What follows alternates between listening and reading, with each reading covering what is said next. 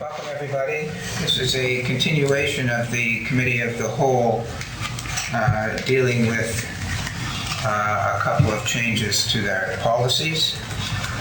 The agenda was in the handout that we got some time ago, and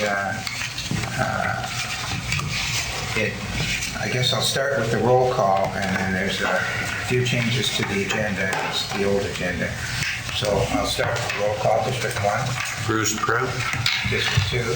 Brian Buzzacano. District 3. Alan Parrish. District 4. Floyd Burton. District 5. Lynn Longmire. District 6. Alec Morrison. District 7. David Hudson. District 8. Michael Gunn. District 9. Wendy Sheridan. District 10. Brad Redden. And District 11. Diane LeBlanc. Thank you. Are there any disclosures of interest on the agenda for today? No? Approval of the agenda. If you still have the agenda with you from the June 13th meeting, the new business and the committees of council and council meetings. 4.2 is recommendation regarding personnel policy. There's just a couple of additions. You would have received an email from the CAO late last week with respect to setting dates for the zoning, setting dates for the various meetings for the zoning change for the Bridgetown Old Town Hall. So we'll discuss that. And I don't mind doing it off the top to get it done, or we can do it when we break, because I'm not sure how far we're going to get today. Why don't we put that under 4.3, I guess, and then make that 4.3. And there'll be an in-camera meeting at the end, Section 22 of the Municipal Government Act under personnel. Anything else? If not, I'll ask for a motion to approve the agenda as amended. Moved by the Deputy Warden, seconded by Councillor Hudson. Any discussion? Seeing none, all those in favor, raise your hand and say aye. Aye. Opposed, motion's carried. Okay. So the next item on the agenda is to continue with the changes to the committees of council and council meetings procedures. And last time we got to page 10 of 83. And I believe the last thing we discussed was in the middle of the page, committee of the whole consent. And that was a change where recommendations from committee of the whole would be brought to council for one motion rather than separate motions. And I believe we did deal with that, but I'll open the floor to anybody who wants to discuss that matter to make sure we didn't complete it. Seeing none, then More than the other day, I read through some motions and there was something about a dance. I'd have to find it. Anyway, we passed a bunch of motions the other day. And then when I got back and read them, it was like there was something in those group of motions that I have no recollection that we ever talked about. And it was something about some dance group. I'd have to find it. well, I don't know if that's really... Well, it is. I don't really think that. We're talking generalities here. If you have a specific issue with respect to some specific motions, then perhaps you could speak to the clerk and bring it up at the next meeting. No, sir. But you see, the thing was that motion was put through in a bunch of motions, such as this is referring to. A bunch of motions in one motion that we covered. The motions that were presented is how it was. And in it had something about a dance. Oh, yeah. Well, I don't remember that dance, us ever discussing that dance proposal. Okay, let's just... But anyway, move along with it. I'm just saying that, things slipped in that way. Okay, so are you suggesting that you don't like this change, that there's one motion for all the recommendations from committee of the whole? Is that what you're saying? That's what I'm saying, sir. Okay. Does anyone else want to speak to the idea that the committee of the whole recommendations would be dealt with in one motion instead of 6 separate motions? The idea being that if anybody on council who had voted against a motion at committee of the whole would pull that out of the general vote and say, I'd like that dealt with separately because I voted against it at committee of the whole and I want to vote against it at council. That's where we are at the moment. Anybody want to speak to that issue? Councilor Carter. I think streamlining it makes sense. I know in that perhaps it was the same group that the deputy warden is referring to when we did that. One person said, no, I want that particular item. I believe it was Councilor Klein did that. He said, I have to leave for that because I have an interest, of declaring an interest. And it was no problem. That was sort of separated and dealt with separately. I think anything you can do to streamline things is a good thing. Anybody else? Just my opinion. I take it, looking around the room, nobody wants to make a motion with respect to this particular proposal? And if not, we move along. Okay. So the next thing is correspondence. And I had a number of questions, I'll say, but I'll open the floor first to anybody else who wants to bring up some issues with respect to the drafting of how to deal with correspondence.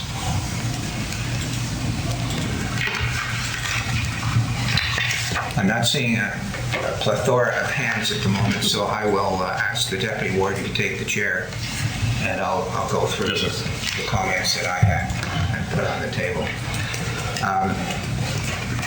So this begins, all correspondence. So does this include emails? Or is it just letters, is my first question. Printed or printed? And then my next question is it all emails, correspondence, whatever, addressed to the warden, the CAO, or all councillors?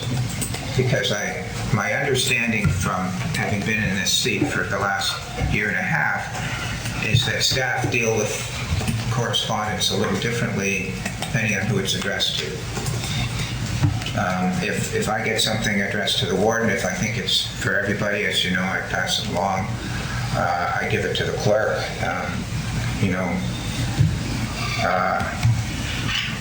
So there has been a suggestion that if it's to all councillors, it goes to council. If it's just to all correspondence to the CAO, well, I'm sure Mr. Dick gets lots of correspondence that we don't see. So if somebody has an issue that's really a council issue and they write to the CAO, I guess he has to make a decision whether to bring it to council. This goes on and it says the correspondence shall be signed by at least one person. So if it's an email, does it have to be signed or just sent from somebody? Then under A, correspondence A, where in the opinion of the CAO and the clerk, the subject matter of any correspondence is properly within the jurisdiction of the council. I'm not really sure what those words mean. Such correspondence shall be placed on the agenda for the next meeting of the committee of the whole. So, For referral to the appropriate... just hold on a second, I'm not quite finished. So, if there's somebody writing about the internet, and so it's not whether the CAO and the clerk think the matter should be brought before the council, it's whether the subject matter is within the jurisdiction of council. So that's like everything we do. So if anybody, the way this is written, if the subject matter is about anything we do, then it has to go on the agenda. And I think this is getting pretty wide. And I think myself that the system that we've got now works pretty well, I think. And I think basically we need to say that all correspondence shall be distributed to the councillors, and where in the opinion of the clerk and the CAO, it needs to be placed on the agenda for the committee of the whole. So in other words, if it comes in, we all get it, we read it, and if the clerk and the CEO thinks that it should be dealt with publicly in a public meeting, then it goes. But the way this is currently worded, I mean, I got a letter that I given to the deputy warden about attending at the awards in Middleton for the Wall of Fame in September. Well, under this, it's written to the warden. Do I pass it around? Should it go on the agenda? When we first started, my beginning as a counselor, there were a lot of stuff on the agenda as correspondence, and then that's now been controlled by the CEO, is my understanding, and I think that's working out pretty well. I'm sure that anything that we need to see, we do see. So I've got some issues with that whole thing. Basically, as I'll say, my suggestion is that all correspondence will be distributed to councillors when it comes in. We all see it. Of course, if anybody wants to put it on the agenda, they can. Or if the clerk and the CEO thinks it should be dealt with at a public meeting, they can. I'd like to simplify it, just set it out that way. Would you like to make that motion, sir? Well, yeah, I'll make a motion that under correspondence, I'll just say all correspondence addressed to the county, I guess, or I guess I'll say all correspondence addressed to the county shall be distributed to the councillors.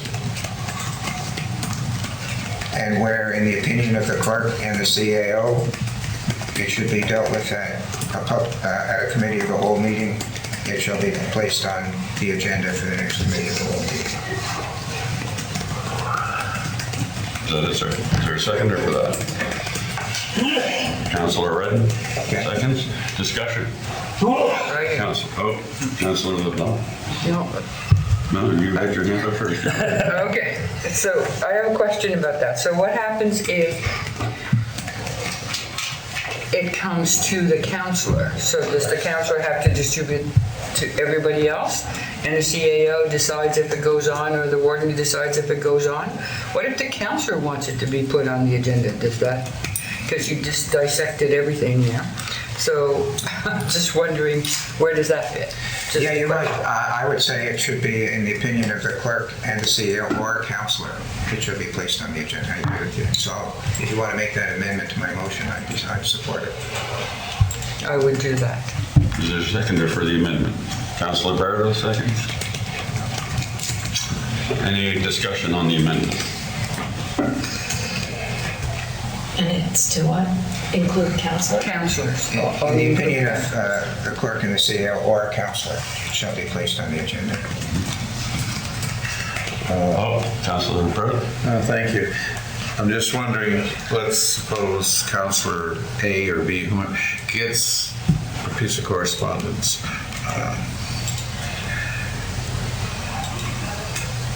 Would that person be given the opportunity to say, send it to one of the three at the front, say, what do you think about this?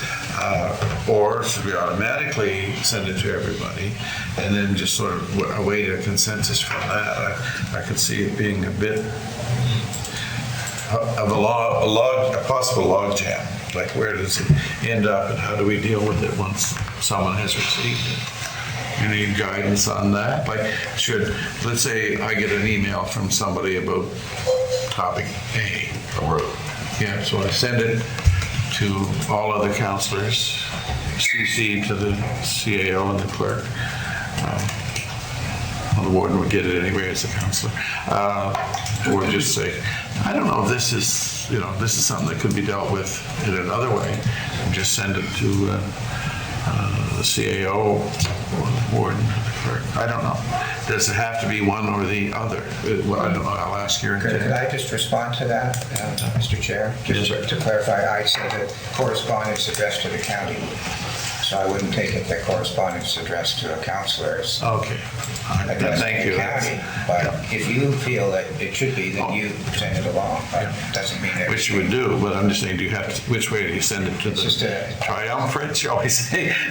Versus the rest, I don't know. Anyway, just a thought. Anyone else on the motion? On the amendment. On the amendment, sorry about that.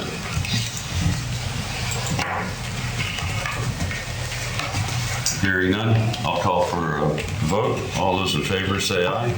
Aye. The amendment's passed. Unanimous, Madam Chair. Thank you. Now, on the motion itself, any other questions on the motion? Oh, Councillor Redden? I realize I'm the seconder on the motion, but I also, I'm a little unclear on the motion.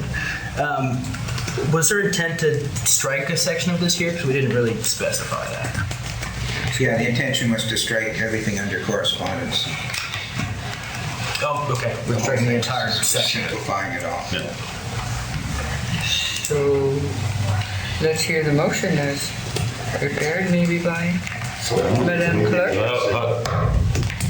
Anybody else got anything? Councillor Burke? That's in its entirety, including A, B, and C. That's what I'm understanding. Striking one, yeah. Maybe reread on that, I think I need to read it. We'll ask Madam Clerk to read that motion for us. Well, I was unclear because I thought it was just from the first section, so. The motion is stated, didn't say it was what it was replacing. No, it didn't. No, so I don't understand what it's replacing. Perhaps there could be some clarity on that. From what I understand, Madam Clerk, is A, B, and C will be struck from that policy. It would be everything under correspondence. Everything under correspondence and replaced with all correspondence addressed to the county shall be distributed to council. You'll have to read the rest because I'm reading quick. Yeah. Council. Shall be read to council. So I will add in the minutes that the motion is to strike everything under correspondence and replace with the wording, all correspondence addressed to the county shall be distributed to the councilors, and where in the opinion of the clerk and CAO it should be dealt with at a committee of the whole meeting, it shall be placed on the agenda of the next committee of the whole meeting. There was the amendment that or councillor. Oh, yes. Clerk and CAO. Clerk, CAO, or councilor.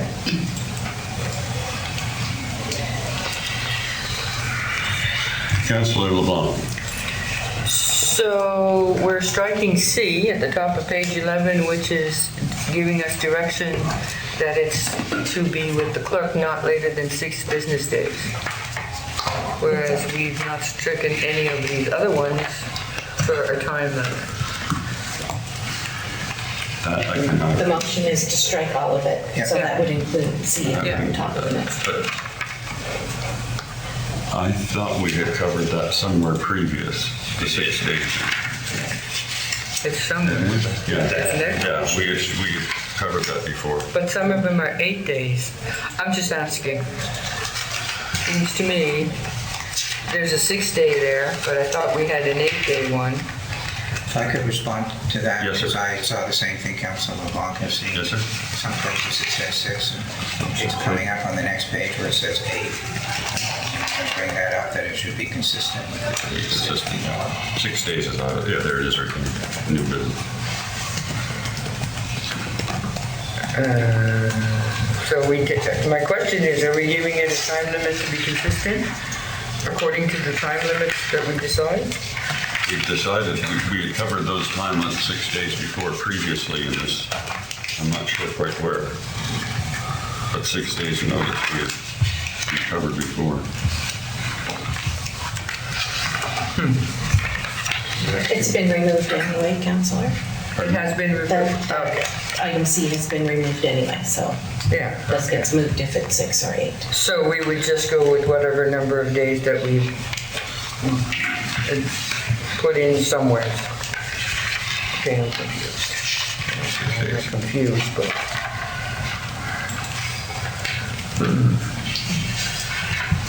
Okay, I'm done. Any other discussion? Oh, Councillor Connell. Yeah, under the agenda, 8. Yeah, We there had it discussed is. that we could add late items to the agenda, created a whole only.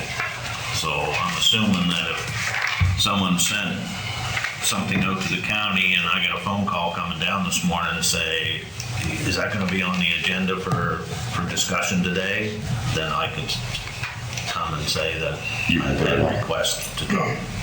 That's what I understood. Put it on the agenda. Yeah. Late additions, that was right, late additions. For only committee of the whole. For committee of the whole, not council. Councillor Hudson. Yes, just with the motion, I don't know how you would change this, but just offer this up for discussion. It was all correspondence addressed to the county. Well, some correspondence to the county may just be of some routine nature. You know, how would you handle that? You know, it may not be something that the council necessarily has to sit down and discuss or whatever. So I just offer that up for some, just my thought. I'll try and, I could respond to that if I could. Yes, sir. It's a very good question. It really is because, you know,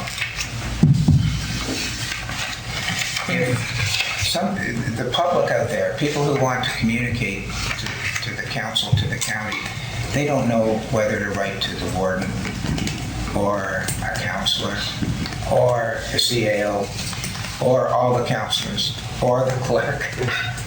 You know, I was trying to capture anything that's addressed to the business of the county, whoever it's addressed to. So I purposely just said addressed to the county. So I meant that to be interpreted widely,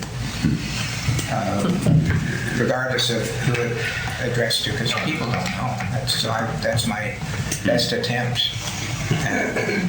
No, I fully understand that. I just,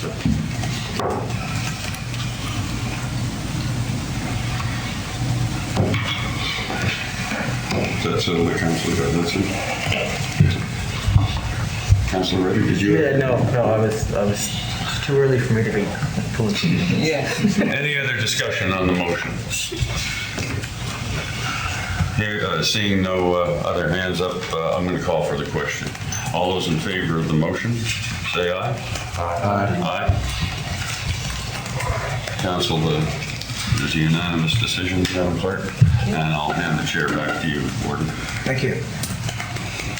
All right, anything else on that page? And by the way, anything else, just one sec, anything else in previous pages that when you spent all your time rereading the first 6 pages, if you thought of something else, Oh my bring goodness. that up. I just wanted to ask that when items are being circulated to all the councillors, if clerk could be included in that so that it's not a surprise when it comes to me.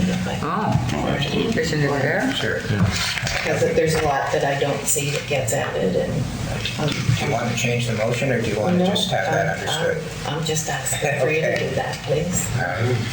Does it not mention clerk in the motion? Question. The clerk is mentioned as, in the opinion of the CEO and the clerk, it should be placed on the agenda, so. It says all correspondence addressed to the county shall be distributed to the councillors. Yeah, okay, yeah. That's where if I could be It should included, also then be when it comes in, then I would. I'll move to do an amendment. I was gonna say we could maybe politely ask computer services if they would maybe give us another heading for our email that was all council and could include the clerk and the CAO, as well as to go along with our all councilors heading we have in our email. It's probably something that's quite simple for them to do, and provided we remember to use it. As a separate one, because there are times when we just want to communicate with the council. With the councilors, exactly, yeah, as a separate one. Potentially useful. Speak to, sure, you can speak to the IT department to see if that's technically possible. It's hard to CC the CAO and the clerk. Yeah. But sometimes you You forget. know, you can say council, somebody sees council, and they say, oh, send it, and it goes to everybody intended, but it's like, whoops. Okay, let's go on then to the next page, page 11 of 83. Oh, we have one here. Councilor Morrison. Thank you. I'm referring to councilors' comments near the top of the page. I just want to go into a little bit of history and then make my comments. The motion with regard to councilors' comments being on the agenda was made probably in November of 2010 or 2012. And I made that motion because I didn't know much about the other districts. And I was interested in hearing what was occurring in other districts in case there were some activities, suppers, events that I would like to take place, or some place of interest I would like to visit. It was not meant to be a report on the committees the councilors attended. They came up, that comes up in the normal committee business. It was not meant to be, shall I say, a special interest platform. It was meant to be more social and informational. That was the meaning. If my colleagues wish to have another meaning for it, then we can talk about that. The second sentence says, these comments are not the business of council. My point is that the comments and their inherent content, having been raised in council, need to be captured somehow in the minutes. Because there are people who read minutes. And if we begin to travel down a path that says that words uttered at council are not the business of council, then I think that's a very precarious journey on which we are embarking. Thank you. Were you going to suggest that we strike the words "are not captured in the minutes"? Is that where? I move that we strike the last sentence. That is, these comments are not the business of council and are not captured in the minutes. Is there a second for that? Councilor Longmire seconds. Discussion. Councilor Collins. Yeah, and I agree with Alex is that in a way they are a business of council. They're important to our communities. They're important to we're the representatives, and if we got something going on in our community that should be out there for the public to hear, then that's part of my job. So I believe that is part of my job as a councillor. So I do support the motion. I'll point out that right now they are captured in the minutes. Yes. So this would have been a change. Any other discussion on the motion on the floor? It's to remove the last sentence. Seeing none, I'll call for the vote. All those in favor, raise your hand and say aye. Aye. Opposed, motion's carried. Thank you. Are we all done with councilors' comments? Was that it? You can raise up whatever you want. Thank you. I just more of a comment than anything. I find councilors' comments a good chance to get out the concerns of my constituents, which otherwise a lot of the times they don't hurt. Not just the good news stories of this supper or that yard sale or whatever to benefit, but just as it brings people's concerns that they get a hold of you about, it gives them a chance without making it an item to mention it in council. Thank you. I'll say that the media question period, we took that out of the agenda. So I would move, and Deputy Wood, you can take the chair. I would move that the media question period be removed from that part, because we've already had the discussion to take it out of the agenda. Is there a second for that? Councillor Hudson? Discussion? Can we just read that? That's relating to. The motion is to remove the media question period from page 11. Okay. Yes, it's all right.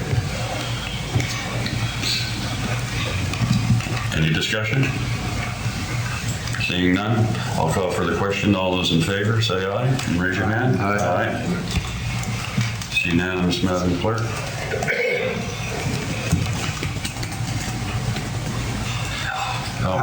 Next, and I'll hand that. I've got the chair, so I see two hands up. I'll go to Councillor Morrison. Presentations. Presenters will be allowed a maximum of 10 minutes to address Committee of the Whole. The 10-minute allotment includes time for questions from councillors, unless extended by the chair. So this means before the presenter begins to speak, we need to know for how long the presenter is going to speak and how many folks are willing or wish to ask questions. A determination must then be made on how long these questions will take to be posed and how long they will take to be answered.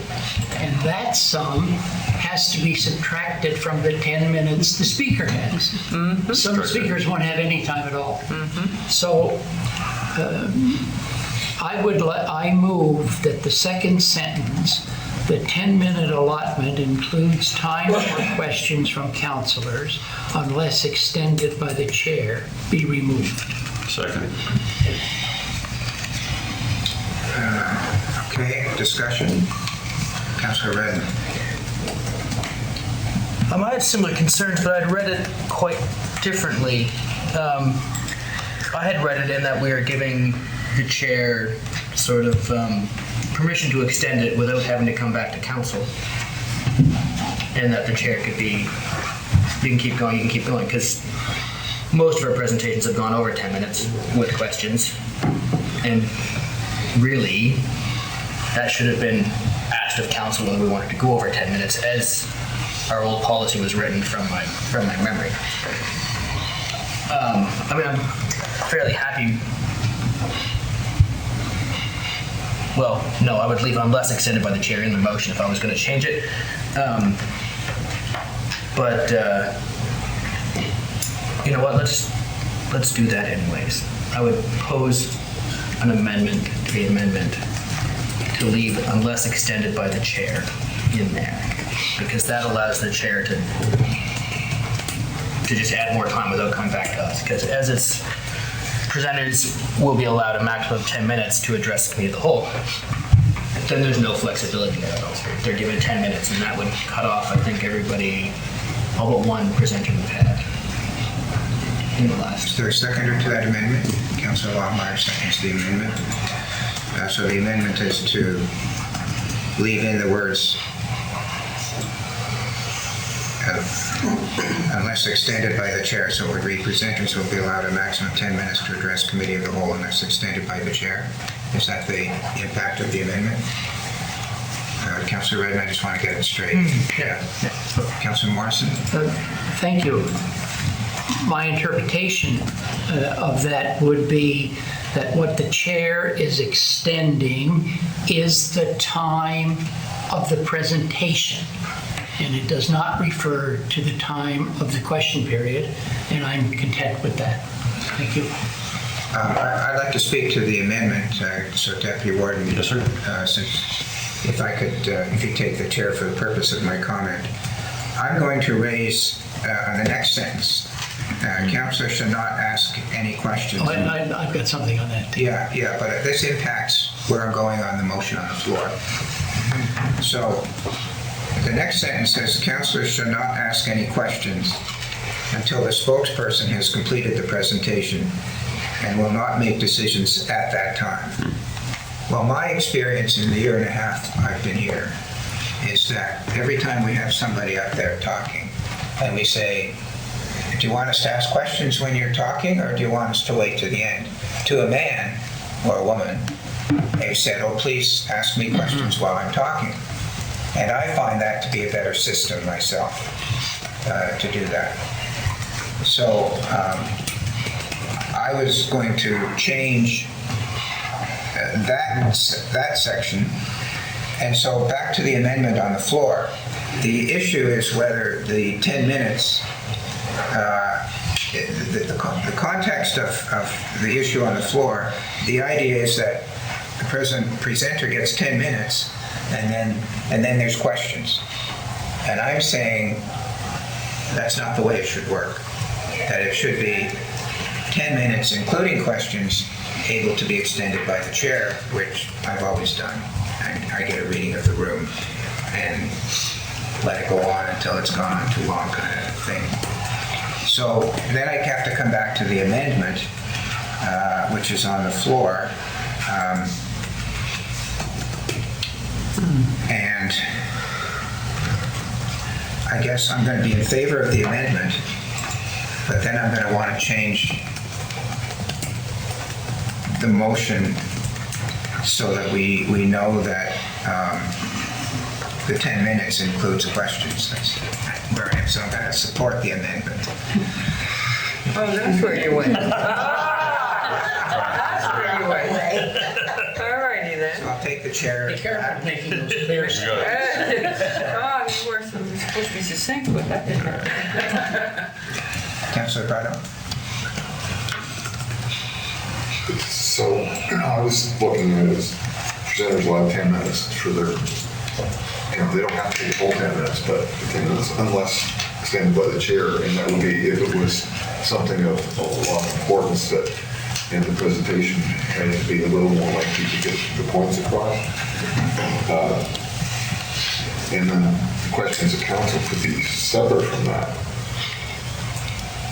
Could not say to be followed by questions of council, and not included in that one blanket sentence.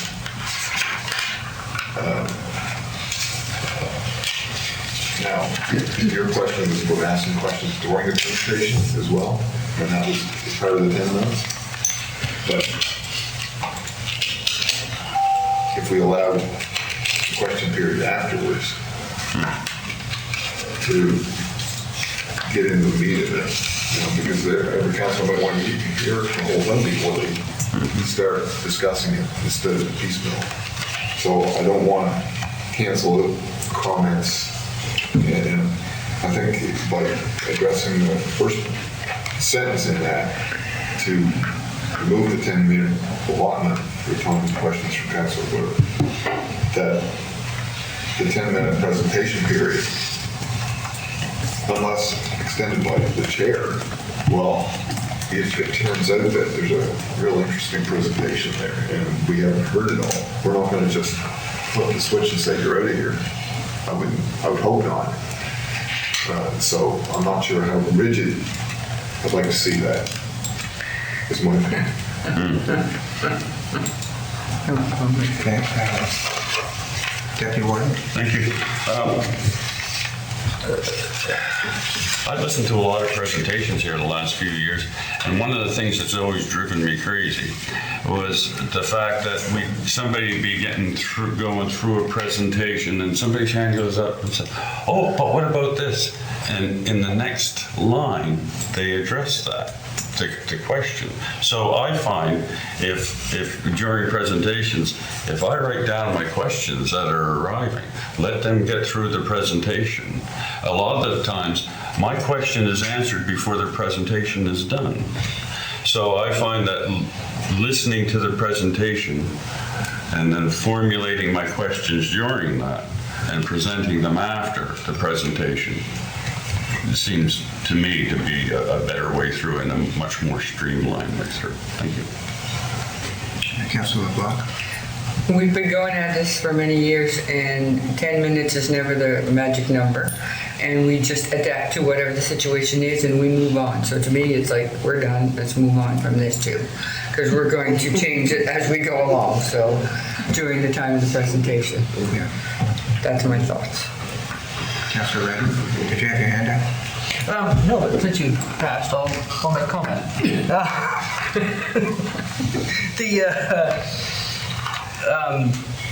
I'm quite happy to get rid of the whole next sentence the warden vaguely alluded to in his succinct comments. And the unless is not an ideal word in there, unless accepted by the chair, but I think it's fine. I mean, we can always, if the chair decides, oh, we only want 10 minutes, I mean, unless we get awfully hostile around here, the rest of council can certainly say we want to hear more. There was something important I did want to say here, and it's all of a sudden going away. I can come back to you. No, what I think about the current amendment is that it is kind of the right amount of vague, and that it's not boxing us in any corners, and it basically says we want the chair to determine what's going on when we're having presentations. I think that's, without really explicitly saying it or boxing us out of the equation, I think it works. It's not perfect, but it works well. Any other comments on the amendment? The amendment is to keep the words unless extended by the chair. Right? Yeah. Councilor Connell? Yeah, and my point the other day is that when we try to make a policy or procedures, we should try to make it that they work. And this here part of presentations is so confusing and it doesn't work. We have presentations that go over 10 minutes that we enjoy to sit here and listen to. We have presenters that say they would like for us to ask questions during the presentation. So we're trying to set out a procedure that we know we won't follow. So what is the good of having the procedure? I understand that having a procedure to tell presenters there is a time limit, because that sets their stage on how long they can talk, and so they try to make their presentation within that 10 minutes. I understand that, but I also understand when the presenter says ask questions at any time, it opens us up to ask questions. If someone want to write it down and wait until the end, fine. But if there's a question on one's brain at the time and it's being talked about, that's a good time to ask what the concern is or what the issue is. So I find the whole thing very confusing and try to regulate it as what it's being presented as, is that in my mind, we set the stage on 10 minutes for the presenter, so we can tell presenters, or staff can tell presenters, we have a policy, 10 minutes is the time limit. But and like you said, I like the issue of unless extended by the chair, but in my mind, that whole last sentence about no questions asked, that should be gone completely. Because I'm going to move that when this is over. Yeah, because every presentation is different. Yeah, I completely agree. You know, not all one's the same. The only thing we're trying to do is regulate that the presenter knows they've only got 10 minutes. Councilor Sheridan? I just want to make a comment in regards to when we do change anything, because we may not be here in 2 years, for example, right? So we have to make it clear enough the next council that comes in understands what we're trying to do. We understand what we're trying to do today, but they may not understand what we're trying to do when they go to read the policy. So it should be clear for the next council coming in. That's my concern. And if we do remove that, in my opinion, I think it would work better. Remove what? The last sentence that you were talking about as well. Well, that's really not on the table at the moment. No, but I'm just saying, in order for this amendment to go through, if you're planning on removing the other one, it makes more sense. Well, I've indicated I plan to do that. So the motion on the floor, if I could bring this all back, the amendment is such that if it's accepted, the motion would read, presenters will be allowed a maximum of 10 minutes to address committee of the whole unless extended by the chair. That's if we agree with the amendment, and then the motion to remove the 10-minute allotment includes time for questions from councillors. That's where we are. So the amendment to the amendment is to leave in unless extended by the chair. Correct. Further discussion? Councillor Bardo. Does maximum 10 minutes, I don't know, maybe I'm past it here's, say, or suggested 10 minutes, because if there are breaks with questions, that's going to vary. They've got a presentation, they're targeted for 10 minutes, and then we all start asking questions, even though they've allowed it, it's going to push it beyond their presentation time. So, If I may. Hopefully you'll have a good chair. Well, I guess, Just a second. Councillor finished. Yeah. Sorry, Councillor Bardo, are you finished? just looking at worst case scenarios.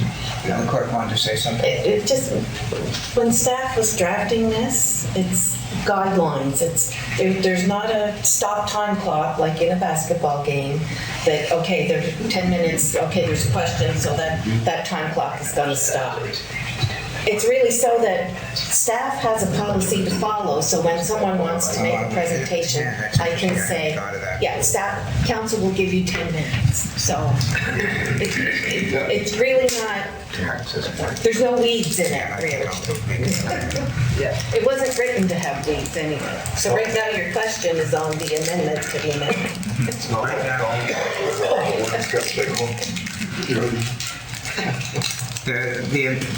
On the floor is the amendment to leave in the words unless extended by the chair. Anybody else want to comment on that? If not, I'll call for a vote on that amendment in favor of leaving in unless extended by the chair. Raise your hand and say aye. Aye. Opposed, motion's carried. So back to the original motion, which would now read that the 10-minute allotment includes time for questions for councillors, would be removed. Can you run that by me?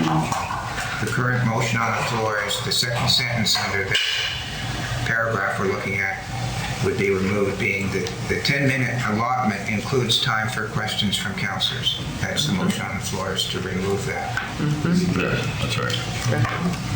Perfect. Any discussion on that? Seeing none, I'll call for the vote. All those in favor say aye. Aye. Opposed? Motion's carried. There's two other things. First of all, would anyone like to move that we remove the next paragraph about councillors not asking questions? Councillor Morrison moves, Councillor Longmire seconds, that we remove that sentence beginning, councillors shall not ask any questions. Any discussion on that? Oh, yes, sir. Go ahead. I'm sorry, the whole thing? Yeah. The whole sentence? The whole thing, yeah. As I went through, I sat here through many presentations, and I don't need to reiterate what I just said before.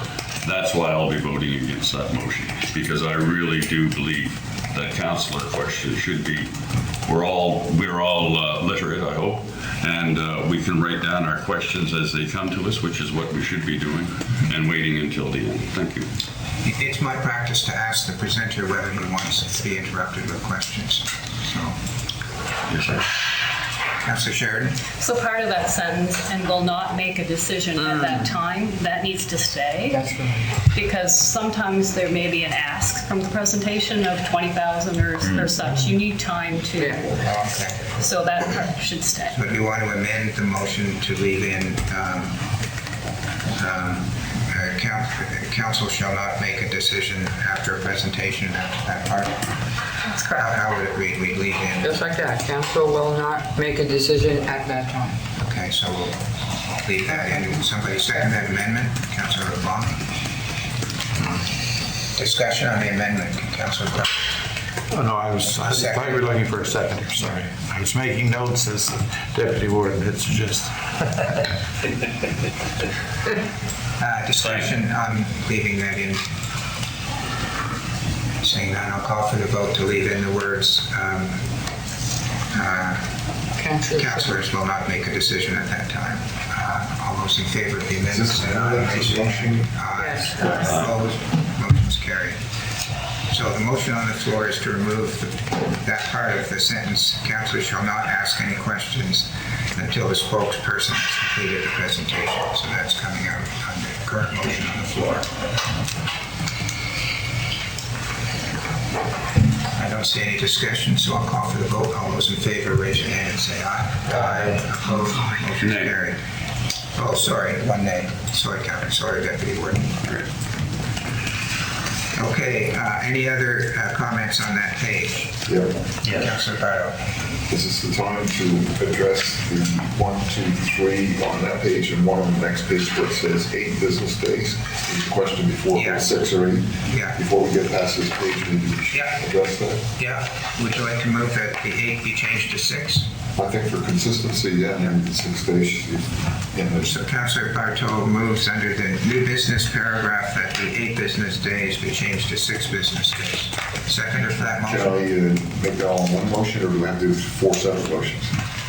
Because there's, under new business, there's under presentations, there's under that bottom of the page paragraph. Oh, I see On the that. next page, under staff reports, there's also the same page. Make a blanket motion, Pardon me? a blanket motion to change all the 8 business days Yeah, to 6 you make it a business blanket days. motion. That's that what I would like. Notice It is. being changed from wherever it's 8, it's changed to 6.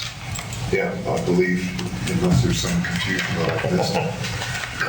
Okay, is there a seconder to Councilor Barrow's motion? Yeah, go ahead. I think there's a place where staff reports have to be in 8 days, and staff reports have to be in 8 days because they have a different, Okay, that's different. That's what I was saying. under staff reports, yeah. So the 8 can be changed to 6 except under staff reports, So is that just fair? the 3 on this page. Are there 3 Councilor Barrow? Staff reports, bottom of the page, Oh, yeah, I see that. under presentations and under new business. Recommendations and reports, so that stays at 8, then, is that included in what you just said? That's on the next page. On the next page, the staff reports have to remain at 8 days. So you could change 8 business days to 6 business days except under staff reports. Okay, Councilor Barrow. Was there a seconder? Was there a seconder? No, sorry. I think I had a seconder. I did, yeah, I don't think so. Councilor Longmire seconds. So there's a motion on the floor where it says 8 business days. We're changing that to 6 other than where? Staff reports on page 8 of 16, 12 of 83. Okay, other than the staff reports. Discussion?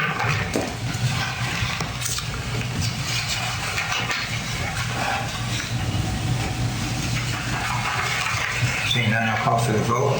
All those in favor, raise your hand and say aye. Aye. Opposed, motion's carried. Still on this page, the CAO just mentioned to me the presentations of presenters will be allowed a maximum of 10 minutes to address committee of the whole. We've dealt with that. The CAO just mentioned to me that he considers presentations from staff, like the budget presentation, to be a presentation. I hadn't considered that to be the case. So, in order to make it clear, then perhaps there should be an amendment that presenters other than staff presenters. Does that suffice? Another category. Or we ask permission before the presentation starts to get an extension. Or else we could, I think staff should be allowed, I don't think we want to restrict staff, particularly on a budget presentation. No, what I'm saying is that I would ask for extended time frame to do the presentation and we grant it. we could have different Unless categories. extended yes, by the staff chair. Presentation. New motion? So then you don't want to change. No, I just wanted to bring that to the attention that staff in presentations as well, they all exceed the 10. So right now, if we get, like when we had our budget presentation, when the staff person comes up, they'd say it might be more than 10 minutes and trust that's okay type Although thing. if you recall, I asked for 5 that day. So you just wanted to bring that up and you're happy with it the way it is? Because Yeah. staff in Okay. presentation. All right. Unless we add a different categories for a staff presentation underneath presentation. Unless extended by the chair. One presentation. Okay, anything else on that page? Councilor Hudson? Yes, disclosure of interest. I'm perfectly fine with the first sentence. Same page. We haven't turned the page yet. The first sentence, any counselor shall disclose any conflict of interest dealing with any item on the agenda or with the matter discussed at a previous meeting from which the counselor was absent. I would make the recommendation that the next sentence should read, when a question is put, that counselor will leave the room. Because in that particular sentence, it currently refers to personally interested. And I just refer back to, I believe it was our last council meeting, when Councillor Bardo excused himself from the meeting because of a grant that was going to the hall, and he was a member of the hall. He had no personal interest, in my mind, in respect to that grant, right? He was just a member of that group. So that would be my recommendation for a change there. That, Just state it again, please. okay, leave the first sentence. And in place of the second, it should read, when a question is put, that counselor will leave the room. Because he's also already disclosed a conflict of interest in the first paragraph. So you're saying that,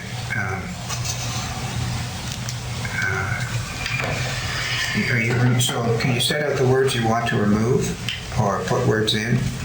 Okay, in the second sentence, remove every counselor who was present. Remove that. And then begin with, when a question is put, leave that in. Take out shall vote thereon unless personally interested in a particular case. And take that out, and shall before the question is put, that counselor will leave the room. So, what? When a question is on the floor? So you mean it, perhaps it would be when such a question is put? Yeah. The counselor shall leave the room. That's correct. Because you've already disclosed your interest, your conflict. I don't get it. I think what he's saying, if I can, the first sentence says, if you've got a conflict of interest, declare it. Second sentence, basically saying, if you've declared your conflict of interest, you don't keep sitting here. You leave the room. Okay, well, That's essentially what you're saying. Well, exactly, yeah. so the counselor must What leave does it the say? room. That's what this is saying. Well, but he's taking out the idea of unless personally interested in a pecuniary sense, Exactly. because he's saying that a conflict of interest is a conflict of interest, and we have a Conflict of Interest Act. Yeah, and I think these words are taken from it. I don't have Wanda's notes here. We were very careful on the wording in this one. I'm sorry, before we discuss it, I need a seconder for the motion. Councilor Longmire seconds. I'm sorry, I missed what you said. I'm pretty sure that I don't have Wanda's notes that she had when she was putting the wording in here, but if it was from an act, we would have taken it from an act. That's what I was thinking, yeah. And this would have, because we don't normally use words like thereon in common conversation. I guess what Councillor Hudson is saying is that if it's in the act, we don't need to repeat it in the policy. If that's a conflict of interest defined in the act. If I can just see if I can get clarity on what the intent is going to say after. Because I was trying to fix it on my written page before I could type it. So if I can just get clarity. It's proposed to read, any Okay. councillor. You're saying maybe we're going to have a break at 10:30, so perhaps we can put this aside. We're not going to finish by 10:30. Just wanted to hear today. No, How do you know? no. I just want to see if I captured what Councillor Hudson is saying, that's all. Oh, okay, well, Any councillor shall disclose any conflict of interest dealing either with any item on the agenda or with a matter discussed at a previous meeting from which the councillor was absent. When a question is put, I think it'll be when such a question is put. He should add a couple of words there, when such a when question. such a question is put,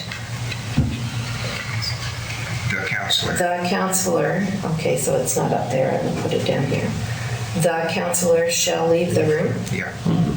That's it. So you're saying the councillor, although they've declared an interest, can stay in and take part of discussion, No. but when the question is called, they have to leave the room. That's what that says. That's what it's That's saying. exactly what it says. Oh, that's right, I had to pick That's that. exactly what So it says. what it needs to be is if a councillor declares an interest in an item, he should not be present or take place in Correct. any discussion or consequent motion. So if an interest is declared, that person should not be part of it at all, should leave the room, and when the matter is finished, the councillor comes back, and that's what the current wording says. That's correct, yeah. That's right. Yeah. That's the practice we are currently That's the current, yes, under the act. Yeah. We have, That's currently what we That's do, right. and that's what you need to continue to do. So, So I'm not sure what the if I read the change second would be. sentence, isn't that still what it's saying? That the councillor that's declared the conflict of interest doesn't have to leave until the question is put? but you're allowing him to stay to participate. Yeah, so Yeah. I think it needs to be changed if that's, The It change, needs to the change stay. is saying that they can stay until It the needs to question is stay the called. way it is. We should. Because if the counselor stays in the room, then he can participate in the discussion. But however, if he leaves, or if he's a director on a board. yeah, I know he's got, I think we're all in agreement. Yeah. If you've got a conflict of interest, you're not part of the discussion. Right. Yep. So there shouldn't We just be have a to change. figure out the wording here. And the councillor must leave immediately. It shouldn't be changed. Period. Yeah. Because what I'm saying is that the original wording of the second sentence, without any changes, it still seems to say that he can stay here until the question is put and then leave the room. So that's not right from what I get the sense. So every I guess where I think council is going is that after the first sentence, it should be something like, any councillor who has disclosed a conflict of interest shall leave the room before the matter is discussed. Exactly. Or voted on. Well, Discussed. Get into the discussion. So after the first sentence, you could just say, and shall leave the room. Exactly. Easy. Yes. Keep it simple. I just want to see if I can find I that. agree.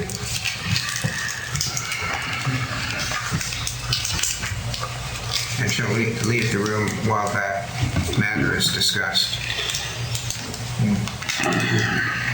So we're kind of, first of all, I'm going to go back to Councillor Hudson. Are you going to withdraw your motion at this point? So that's withdrawn from the record. So I see Councillor Redden's hand up. Councillor Redden?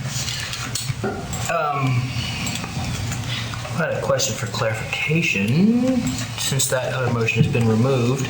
And I think it would work well if we just swapped, so as to the question that just got removed, if we just swapped put with moved, it would work fine, I think, because if we say they leave after they disclose their interest, well, they disclose their interest at the beginning of the meeting, and that's not right. But you also made some comment there about, well, the question is discussed. Right. Well, that would kind of let them back in for the vote. But if they leave when the question is moved, then they're gone until the next question is moved. I think Okay, so that's, do you want to make that motion? yeah, I am open to I do other. not believe that is going to. At the beginning of the meeting, there's a call for disclosures of interest, and that's when a counselor would disclose an interest in an item. When that item comes up, you'll see in the minutes, before that item comes up, that counselor should say, this is where I'm declaring an interest, I'm going to leave the room. And then the item comes up. After the counselor has left the room, not after it's put on the table. Sometimes it happens that it moves along too fast, and it's when it's on the table that the counselor has a chance to be recognized to leave the room. It should be before the matter is ever on the table and discussed that counselor is not in the room because they've declared an interest. That is their personal decision on declaring an interest. No one else can declare an interest for them. That is their decision. If they feel in any way, shape, or form that is going to be looked at badly by the people watching, that is a decision of that personal person at that time. So waiting until the question is put on the floor is too late. Yeah. So I think I have an amendment formulated. Councilor Redden, you have I guess it's a motion, actually. Yeah, motion, yeah.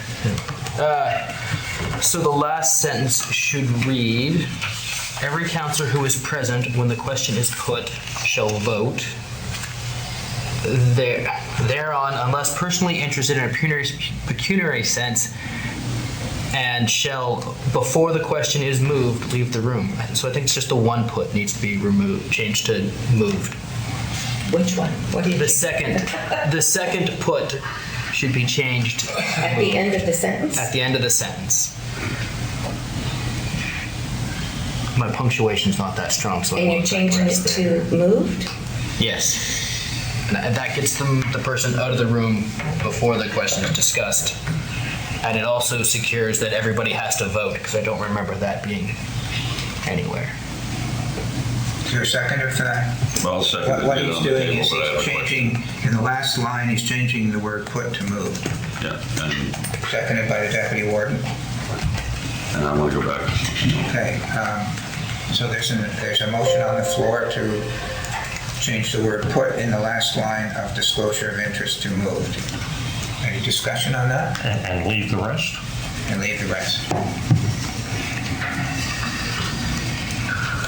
Councilor Sheridan? So when a question is put, isn't that when you go to vote? Isn't that the voting point? Yes. So they're going to let them stay in the room until you vote? That doesn't. They should not be in the room They should not at be all in the for room. discussion of it. Yeah, I agree with you.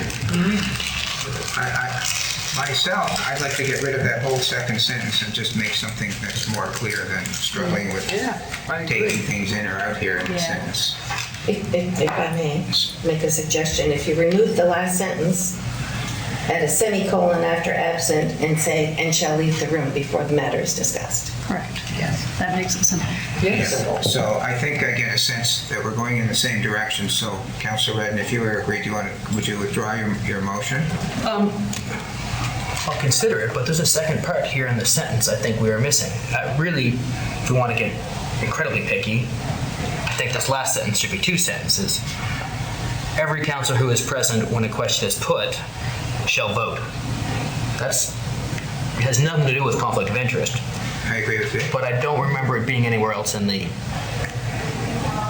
I think it's in the policy. MGA. Is it? Okay. In that case, I will happily remove my motion. Okay. If the seconder agrees, of course. Yeah. So, Madam Clerk, I think you had some words that you thought would solve this discussion. Yeah, I'm just trying to Put see a if I can put them in semicolon writing. after. Add a semicolon after absent, and add, and shall leave the room before the matter is discussed. Yes. Is there, would someone make that motion? Sure, I'll make it. Councilor LeBlanc moves, seconded by Councilor Gunn. Discussion. Councilor Bardo. It's funny, I had almost the same thing when I said, and shall leave the room while this topic is dealt with. Not, and then, just say for the discussion, it's till dealt with. May I hear the motion again? Yeah, it was moved by Councilor LeBlanc, seconded by Deputy Warden Lundberg. That after the word absent, add a semicolon and add, and shall leave the room before the matter is discussed. On the motion.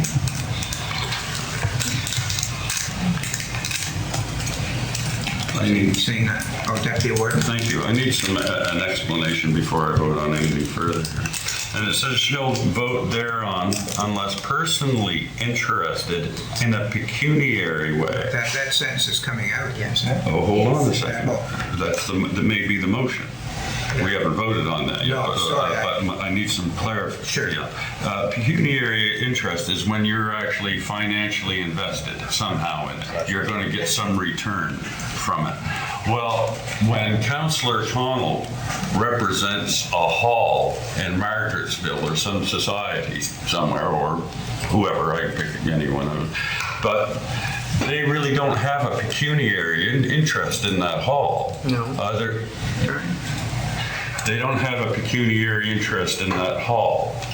As such, they're not financially gaining from it. They sit on a board for that hall, right? So why would they not be able to be in on the decision if it's just sitting on a board? I mean, my God, well, I don't want to get into the past councils or anything, but, that seems to be the way.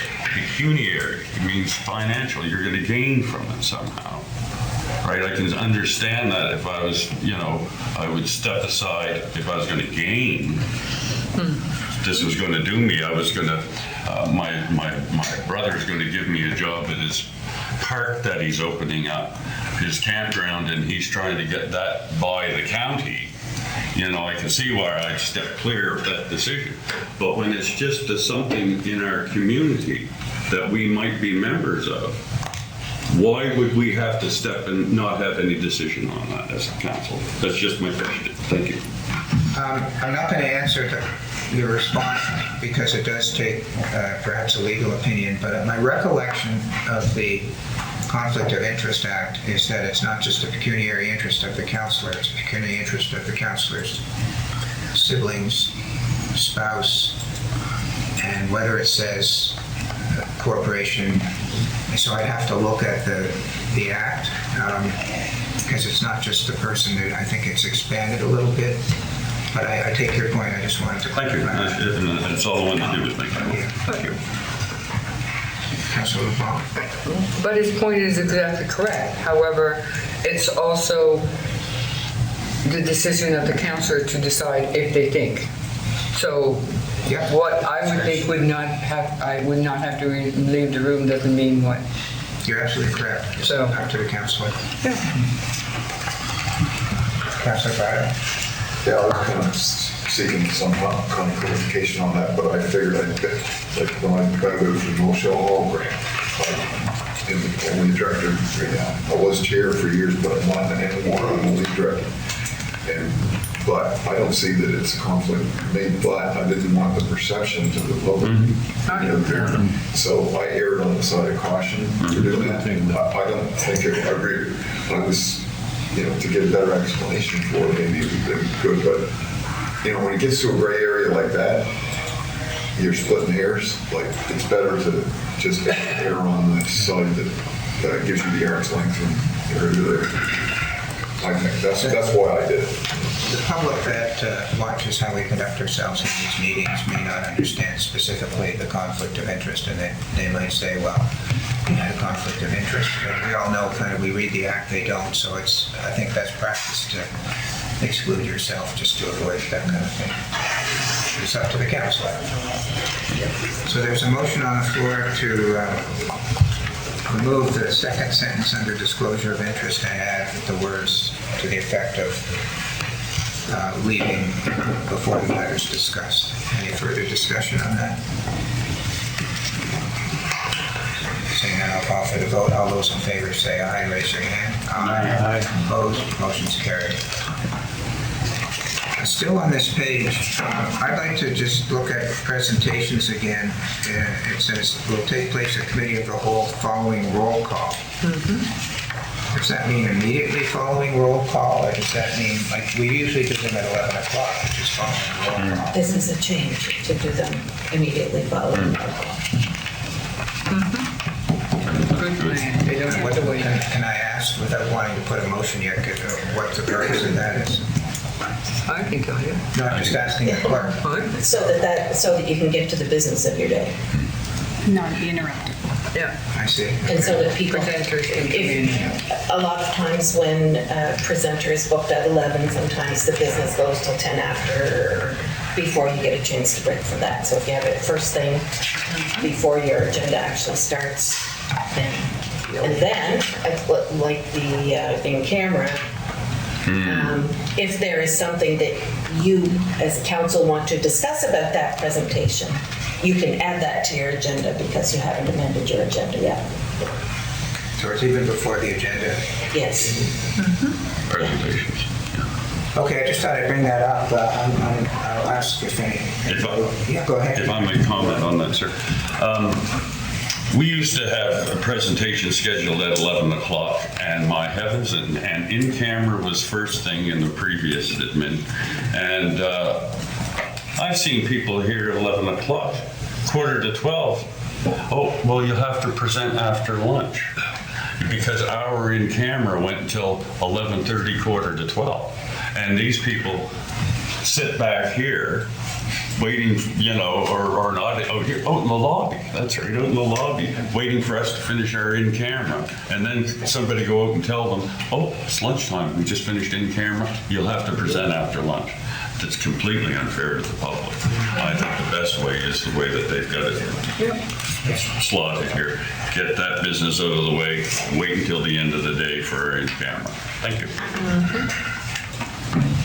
Okay, I just thought I'd bring that up for discussion. I'm not making a motion. I just want to point that out that it's a change. Are we finished with that page? God, I hope so. I think we are. I don't see any hands up, so we'll move to the next page.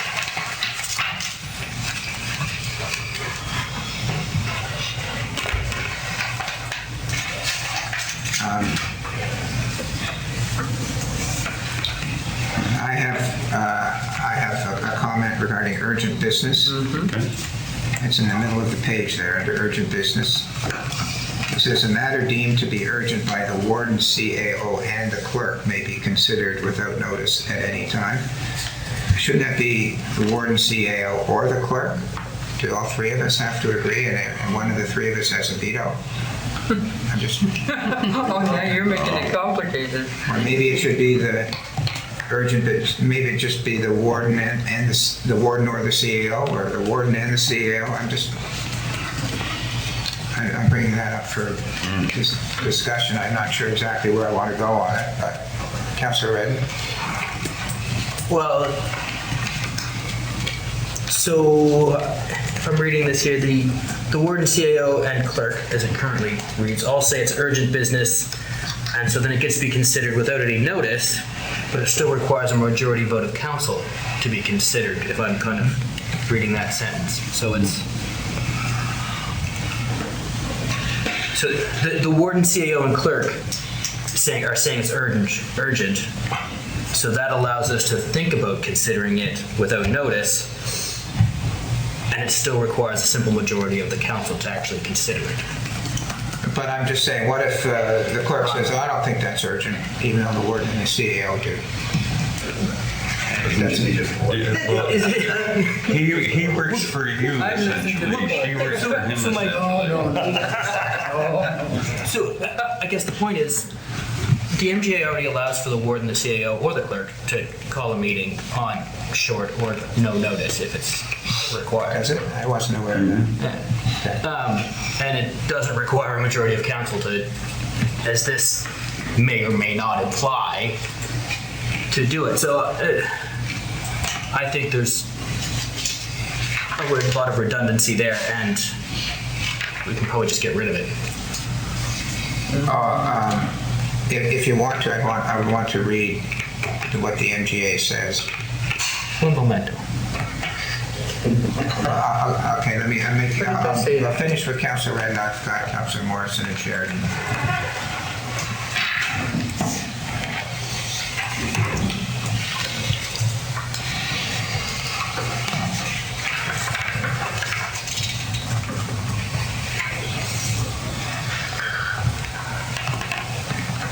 Council meetings, section 19, subsection 3, where the mayor or warden determines there is an emergency, the council may meet without notice or with such notice as is possible in the circumstances. Mayor or CAO? Mayor or warden. Sorry. There's another line, if I recall, that says that the clerk can call meetings. Mayor or warden. Clerk can call on behalf of. Yeah, the clerk can call on behalf of, and the CAO can, I don't know, do magic. Right. If the MGA says that it's the mayor or warden, shouldn't we just leave the same wording? Yes. I don't think we can. Could.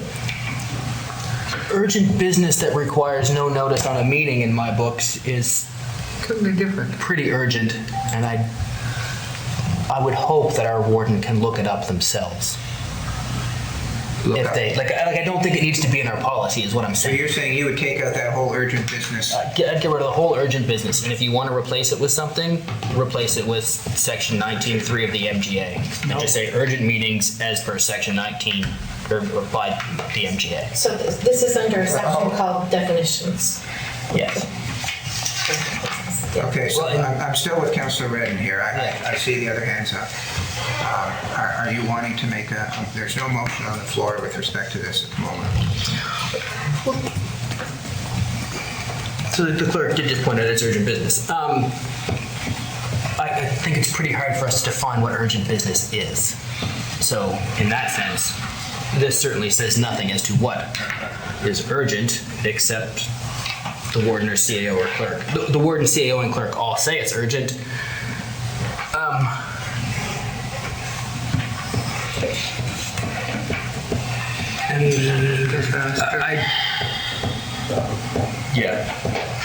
Get rid of it. So you would just, you're bringing a motion to remove the urgent business Yes. because it's defined in the Municipal Government Act. This is somewhat muddled in that it's not defining urgent business. What is? The urgent business definition in our policy doesn't define urgent business except to say that it's, so it says, a matter deemed to be urgent by the warden, CAO, and the clerk. And then it goes on to talk about whether council should consider it or not. That's not part of the definition. If you're really sticky, we could leave urgent matter is a matter deemed to be urgent by the warden, CAO, and the clerk. I mean, it's urgent business. I think the warden, anybody who has, we as council, if we're in session, can decide if something's urgent. And if we're not in session, that's your job. Yeah. We have an entire policy about emergencies. And it's a big policy that it's your job. So, yeah, get rid of it. Adds nothing, causes confusion. Okay. That's, I think, my So winding. there's a motion dialogue. to remove urgent business. Is there a seconder for that? I don't see a seconder, Councilor Redden. But I wouldn't mind if you'd read section 19 to us again. Sure. Do you just want subsection 3? Yeah, just read it. Where the mayor or warden determines there is an emergency, the council may meet without notice or with such notice as is possible in the circumstances. Okay. That's emergency. That's emergency. Councilor Morrison? Thank you. It might be, with regard to what my good friend has just said, I dare say he is quoting a section of the MGA that deals with the calling of meetings. And notwithstanding that, the word used in the MGA is emergency. What we have here has nothing to do with the calling of meetings. This has to do, in my view, if during the course of a meeting, I haven't interpreted this urgent business in any way as calling a separate meeting of council. Okay, thank you. Are you happy to leave that in then, Councilor Morrison, the way it's worded? Is that your Yes. position? Okay. Because what's quoted in the MGA has nothing to do with this. Councilor Sheridan? I was reading it a little different, because when I looked at it, I said, a matter deemed to be urgent by the warden, the CAO, and then I thought, well, maybe, or the clerk, maybe considered without notice at the time. So I guess I was reading it different, so I was just, Yeah, that's me. That's the way I was worded. that's the way you were reading it? Yeah. Yeah. So I didn't think you needed all three, I just thought one or the other could put something on the agenda. Could we, so are you suggesting we change the word "and" to "or"? Sure, let's do that. Okay, is there a motion? You move. You have to have two words. Two words. So we remove Yes. the word "and" to the word "or," so it would be a matter deemed to be urgent by the warden, the CEO, or the clerk, may be considered. Warden or CAO or the clerk. Yes. Well, I think warden, CEO, or the clerk says the same thing. You don't need to "or" twice. Is there a seconder to that motion? Sure. Deputy Warden seconds. Discussion. Councilor Fargo. I'm assuming by its placement in this 83 pages that it's related to the stuff on that page. It doesn't say in here specifically. I'm assuming that it means, this means adding it to an agenda. Okay, so it's not, urgent business. Sometimes urgent business might require a special meeting. So we, is there somewhere else we deal with that? But we're like just put in this, is this urgent business for committee of the whole, for council, for determining what meeting it's urgent for? Or are we saying it could possibly be special meeting that's called? This is a definition for the process of agenda items, as stated on page 10 of 83 at the top. These are definitions that you've been discussing today and at the last meeting. Yeah. Definitions for the There's just so much to go through here. So the I just motion, want some clarification. Thank you. so the motion on the floor is to change the word "and" to "or," so that would mean that either the warden, the CEO, or the clerk may bring an urgent matter to proceed, but it needs a simple majority of council. Deputy Warden. Thank you. And I want to thank my counselor to the right of me for that explanation on urgent business. And the way I understand this now from his explanation is if we are in meeting, this doesn't talk about any calling of meetings or anything like that. If we're in a meeting, our dear CAO gets a phone call, my God, it's going to need a decision. We got council met. They're already meeting. He should be able to bring that to the warden or the clerk, or, and say, listen, we should get this put on the agenda, present it to council, we allow it or disallow it. That's the way I read it. And I'm very pleased with it, the way it is in there. Thank you. Councilor Longmire. So I guess I'm lost in words again. I don't know why we would need the clerk included in this. I would just see it as a matter deemed to be urgent by either the warden or CAO. That's a possibility. If I can just comment. Madam Clerk. There are many times when the clerk is the only person ever contacted by the outside world. The clerk discusses it with the CAO, who is your employee, So sometimes the clerk is the only person that's getting information. Because I'm the one that people contact about. Well, You're on the other end of the line. a lot of things. So I think this is only because the warden, CAO, and clerk are the people who may be aware of an item of urgent business But if the coming through. But if the information goes through the CAO, again, just in my opinion, I would see it as either the warden or CAO. Just because I know the information's gonna flow that direction, right? What if it's about your CAO? Okay, right now, okay, right now, Yeah. the motion on the floor is to change the word "and" to "or." That's where we are. Mr. CEO. I would go one step further. I would think it's really the warden's choice if it's an in-meeting.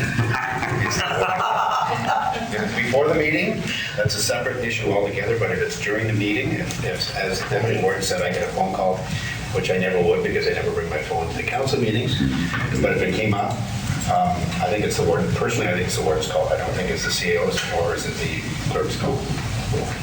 So, If I got the information, obviously, I would tell the warden, and the warden would decide whether that goes on. And if I got the information, I'd be telling the CAO. yes, it's a transfer, Yeah. The warden is the chair of the meeting. yes. Okay, I saw some hands up. Would you put them up again? I'm just I think going I'll to, go to Councillor LeBlanc. I agree with the comment that the CAO has presented, because if he goes for, or we go out for a break, or we go out for lunch, and he gets information during that time that he has to bring to us, because we've been waiting for the information, or so forth, or whatever, it just goes between the three of you. Then the chair presents it to council to decide. So let's That's as just come simple as I back, see it. come back to where we are. We have a motion on the floor to change the word "and" to "or." So right now, it's any one of the three. That's what's on the floor. And so I've heard other possibilities, and we'll have to decide how to vote on this one. Can I withdraw my motion?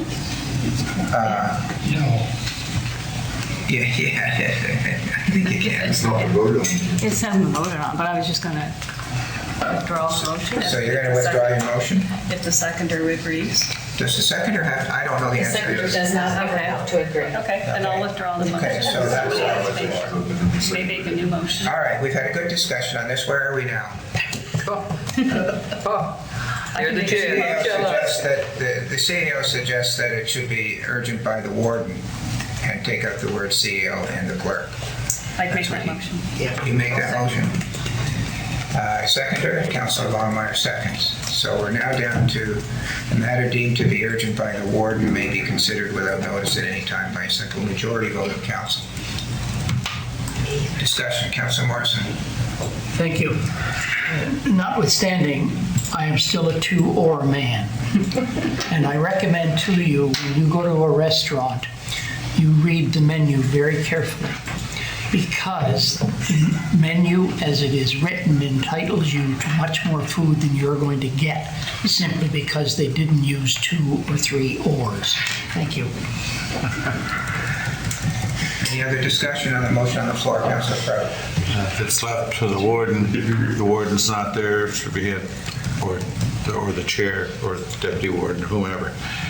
If you want to get right down to the No, into the the weeds. Municipal Government Act specifically says that the deputy warden can take the place of the warden if the warden's not able to act. Yeah.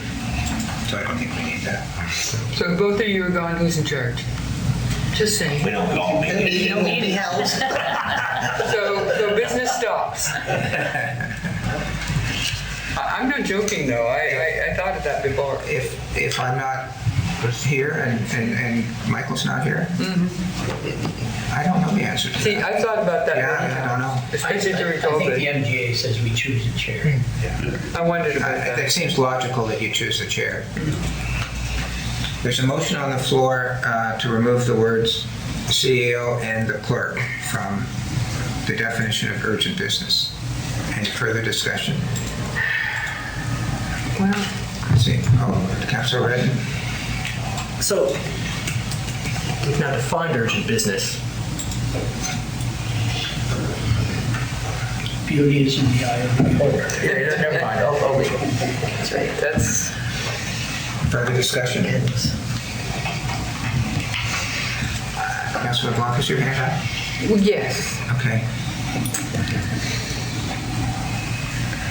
It's not that I don't disagree with the fact that it's, the matter deemed to be urgent by the warden, but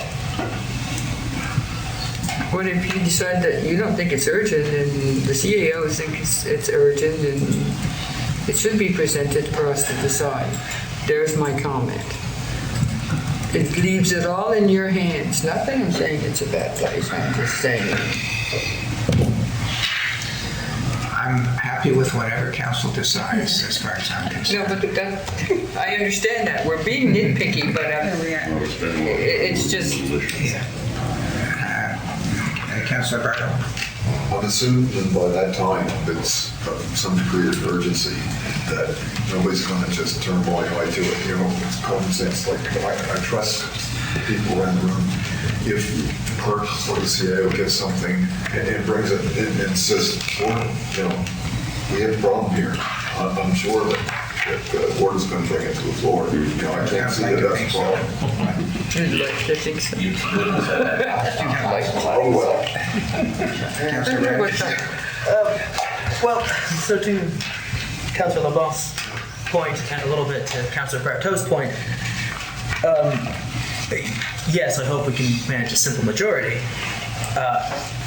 But this is effectively, if the warden brings us something, we're allowed to change the order of the day. If we are just talking about what goes on in a meeting, which we can already do because of other places of this policy. Also, since I last ran my mouth for an extended period of time,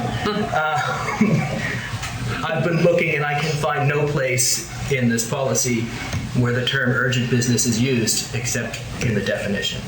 I may be wrong on that. I'm scanning through a PDF that's not searchable, but so I would say not only do we already have this power enshrined other places, and that, but it doesn't seem to go anywhere. I didn't appreciate that this is under definitions. Yeah, I had missed that before the clerk. And it doesn't seem to be drafted like a definition. It seems to be drafted positively, given certain powers. The heading is not definitions. Yeah, The heading is definitions / processes. Yeah, whatever. So I didn't, to me, whether you consider it a definition or what, it's a section that gives power, I'll use the word power, or ability to do something rather than just a definition.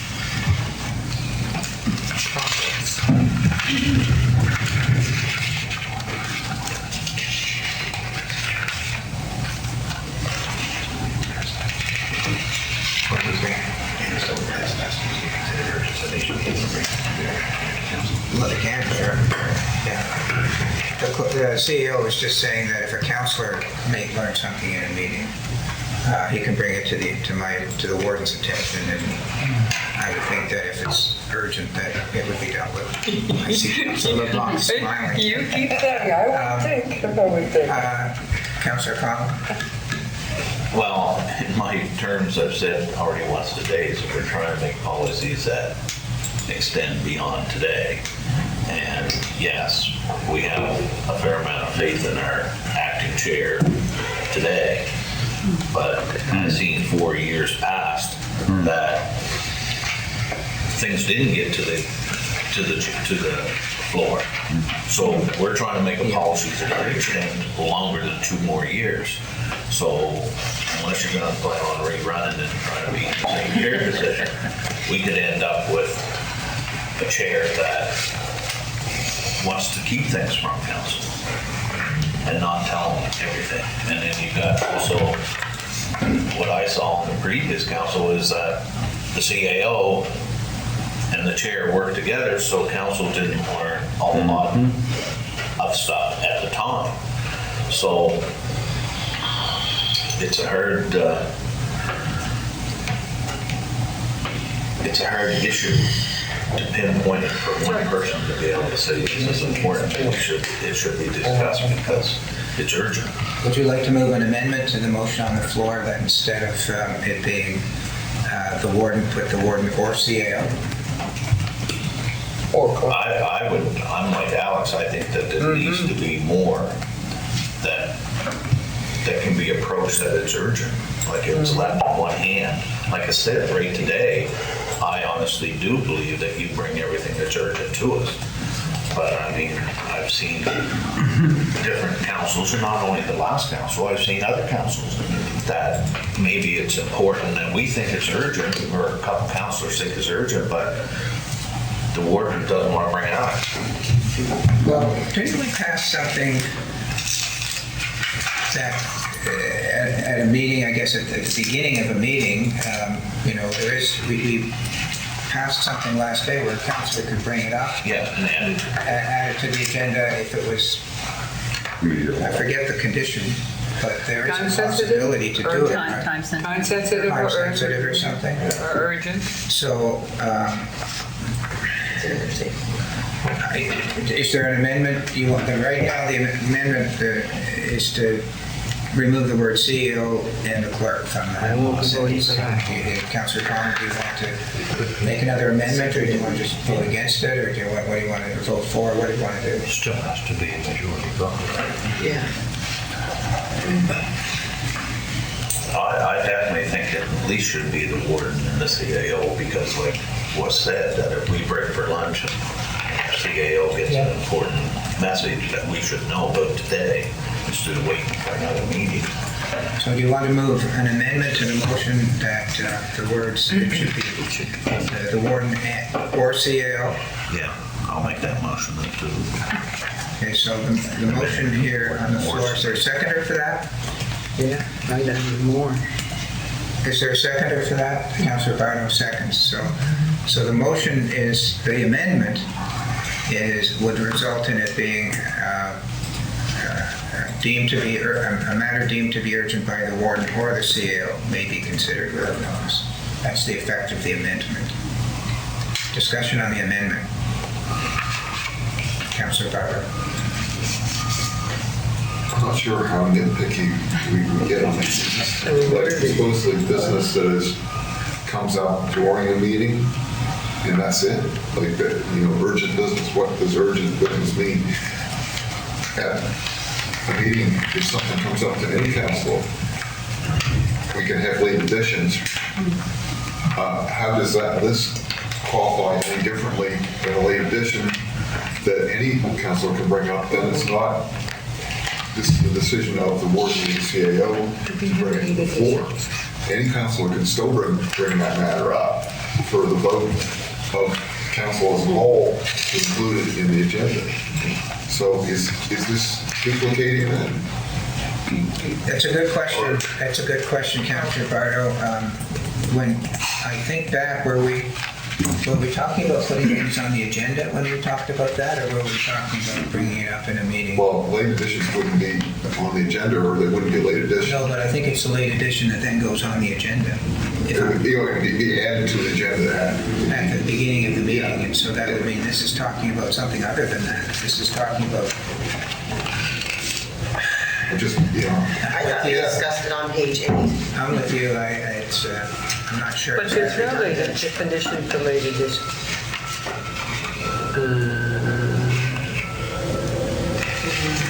Page 8, yeah. We did discuss it. Item 13, page 8. Right now, the amendment would read that a matter deemed to be urgent by the warden or the CAO may be considered without notice at any time by simple majority vote of council. Can we all live with that? And move along? Yes, we can. So, all those in favor of the amendment, which is including the warden and the CAO, raise your hand and say aye. Aye. Opposed? Motion's carried. So that amendment's made, so the motion on the floor would read that a matter deemed to be urgent by the warden or the CEO may be considered without notice at any time by a simple majority vote of council. All those in favor of that, raise your hand and say aye. Aye. Opposed? Councilor LeBlanc, you look slow. I was, because I'm thinking it should have stayed the way it was to begin with, but I'll go with that. Motion's passed. I'm going to declare it's 11:45. My intent today, council, we've been at this a long time. We're going to be even more flagged by the time we get to the afternoon. I'm going to call a 15-minute break here. Well, I'll make it a 10-minute break. We'll come back at 11 o'clock, and then we'll go till 12:15. I want to have an hour and a half for lunch, so we can go get something at a restaurant, and then we'll come back and keep going. I'd like to finish by 4 o'clock, if not earlier, if that's okay with everybody. Any restaurants open today? We're Monday. We're Monday, so there's probably no restaurants open. We're Monday. There's no Go restaurant? pick up, there's very little. Whiskey. The one just down here. Anyway, I'll declare a recess for 10 minutes. Welcome, everybody. We've had a short recess, so we're continuing with our review of the policy and administration manual regarding committees of council and council meetings. We're on page 12 of 83. Oh, that's not 83 all on that. It's 8 of 16 with respect to the committees of council. There is, I'm not making a motion, but I just wanted to do a little explaining if I could. When you go down to number 16, privilege, and 17, lay on the table, it talks about privileged motions and subsidiary motions. So, privileged motions are those that you can, generally speaking, you can interrupt the speaker. In other words, point of order, point of privilege, that kind of thing. Subsidiary motions are ones where you wait your turn.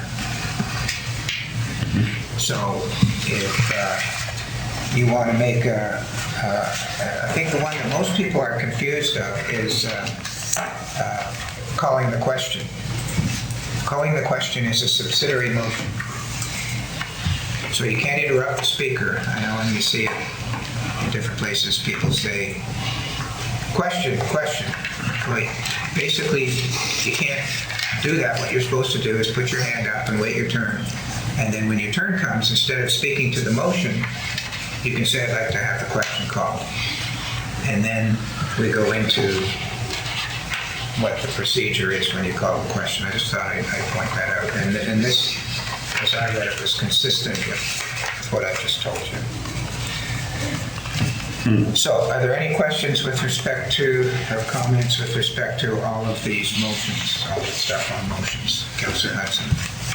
Yes, the number 15 amendments. B, shall not be further amended more than once. I think numerous, many times, we've had more than one amendment. No, we haven't. No. No, we haven't, Councilor Hudson. Not when I've been here. I haven't allowed it. So Me neither. I think what they're talking about is an amendment to amendment to amendment. If you've got a motion and an amendment that fails, then somebody else can make another amendment. But that's not an amendment to the amendment, if you're with me. Oh, okay. With me? Yeah. So you can make a motion and you can make an amendment to the motion, and then you can make an amendment to that amendment, but that's where it stops. I think what you're thinking of is where we have a motion and an amendment, the amendment fails, and then there's another amendment. You can do that ad infinitum. Yeah, you just can't go more than twice removed from your original motion, because then it's nothing to do with your original motion. Okay. I understand now. And these are all directly from Robert's Rules of Order. They're just for clarity in the policy. It's good page. Anything else on the motions?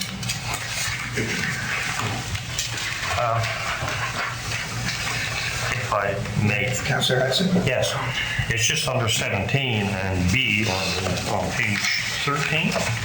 Could someone explain to me in the second sentence, if same is held before a quarterly time interval has elapsed, what is being referred to there? I had a question on that. I'll leave it to the clerk. or the people who drafted it to explain it. The same section. I don't know what the word quarterly means. I assumed when I read it that it meant that if you table it and 3 months goes by, then you can't bring it back Yes, without bringing it into motion. Yes, if an item is tabled more than 3 months, it's dead.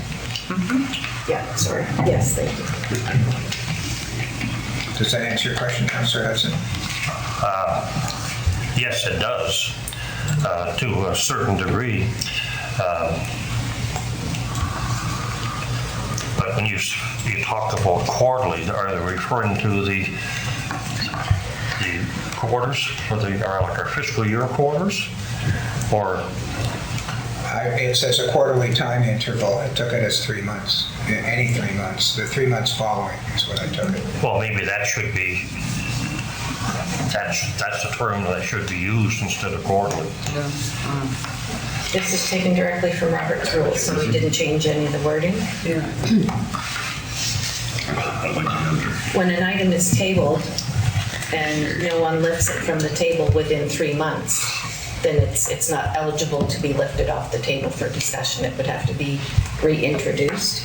And because tabling, honestly, is sometimes a political move.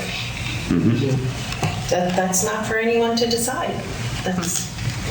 I would not question why someone tabled an item. If it didn't get picked up off the table, then it didn't get picked up off the table. Oh, I understand.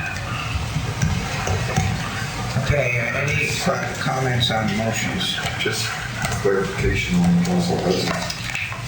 Quarterly, he's asking if it's fiscal quarters or whatever. I mean, quarterly means one thing, 3 months is something, can be something entirely different. It's the same time frame, but the start and end period isn't there. Should we add? It says a quarterly time brackets, 3 interval. months? It says a quarterly time interval, so it would be 3 months from when it was tabled. That would be how that would be interpreted. That's the way I read it. I have a question under 22 down at the bottom.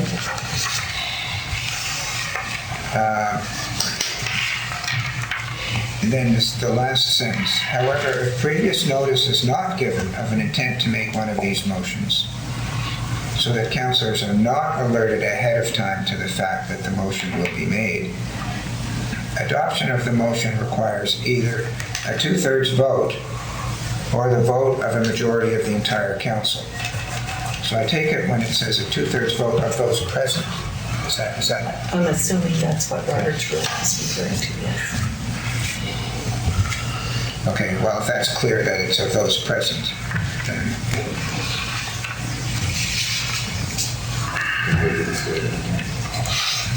Well, if somebody's not there, they can't make a vote.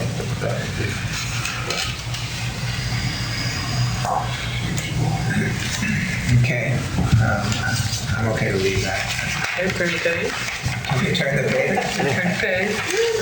We'll turn the page unless someone else has any comments. Don't ask a question. We'll leave it.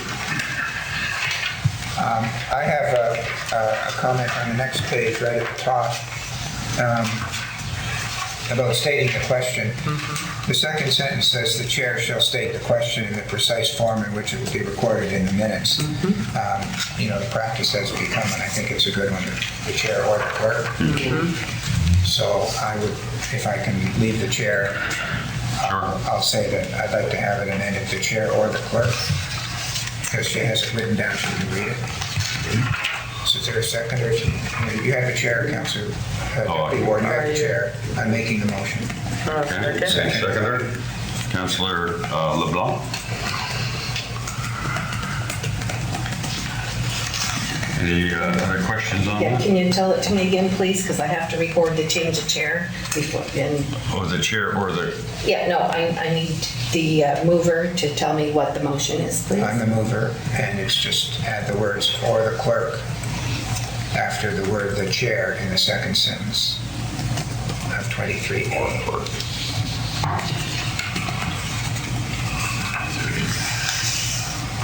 Councillor LeBlanc. No, I'm good. Everybody good?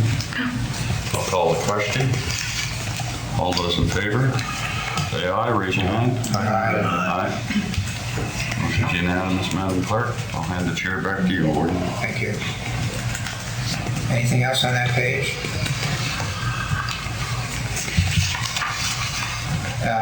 I have another, and so I guess if I want to speak to it, I'll leave the chair again. Can be worded. Under recorded vote, the way I read this is that every decision of council has to be by recorded vote. So that means it's no more, all those in favor, raise your hand and say aye. It means that every time we have a vote, I go District 1, District 2, District 3, District 4. Each time we have a vote, we have to do that. And to me, No pressure. to me, that's going to slow things down too much. Yeah, that does. And so I'd rather leave it the way it is so that, we can have a show of hands and a verbal vote, and then if anyone wants to record the vote, they can speak up and record their vote. So I would remove 25. So I'm moving, just so I move my deputy warden, the chair, my motion is to remove 25. And so. To remove 25, recorded vote. Need a second. Second, Councillor Redden? No. Oh, no. Okay, is there a seconder? I'll second it to get a Seconded, Councillor Connell seconds it. Question. Councillor Redden. I guess first is, you briefly alluded to keeping it the way it is. And the way it currently sits is, if a councillor asks for the vote to be recorded, all votes are recorded.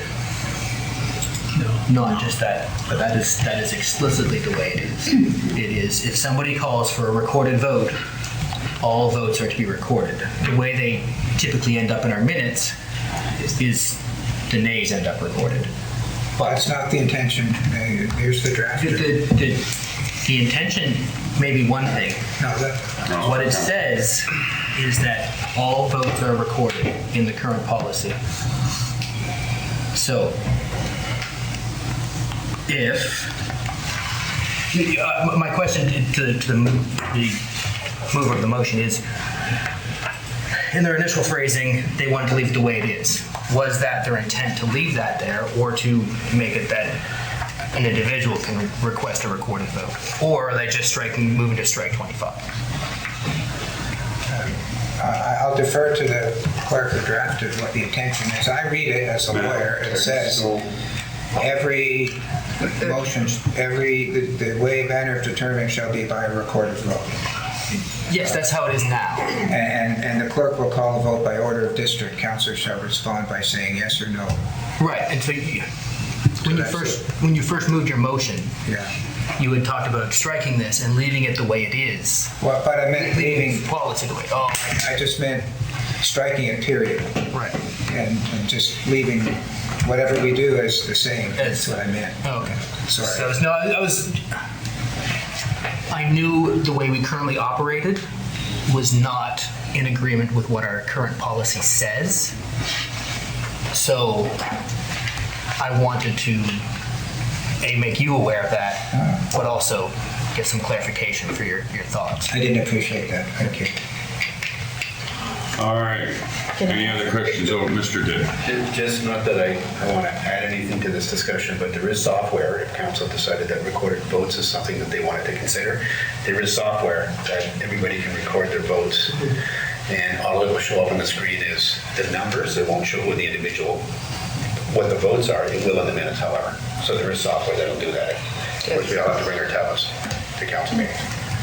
There's certainly in other places I've worked that they've linked recorded votes, and just after the motion, they press yay or nay, and then you just see 7-4 or whatever the case is up on the screen. Interesting. Any other comments? I was just trying to find what Councillor Redden was referring to in the current policy. Can you point that out? I've explicitly looked it up in the past. I have not looked it up in the last. Because right now, nay votes are recorded upon request of the nay voter.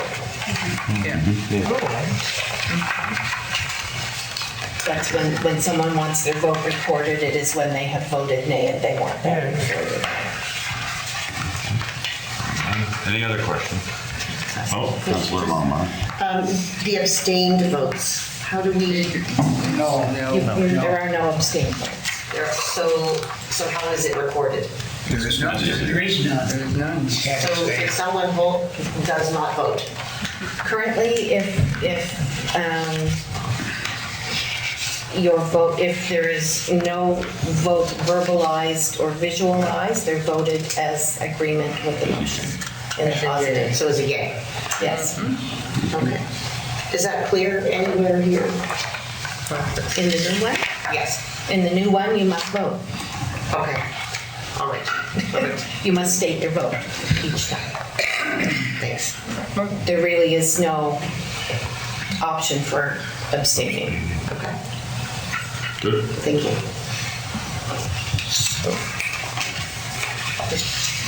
Deputy Warden. Oh, I'm sorry. Councilor LeBlanc. So is the intent of the motion to remove it all and not to replace it by anything? That's what I understand. Just, Not even to indicate that, okay. But where was that page where we had it in the previous? I couldn't find it.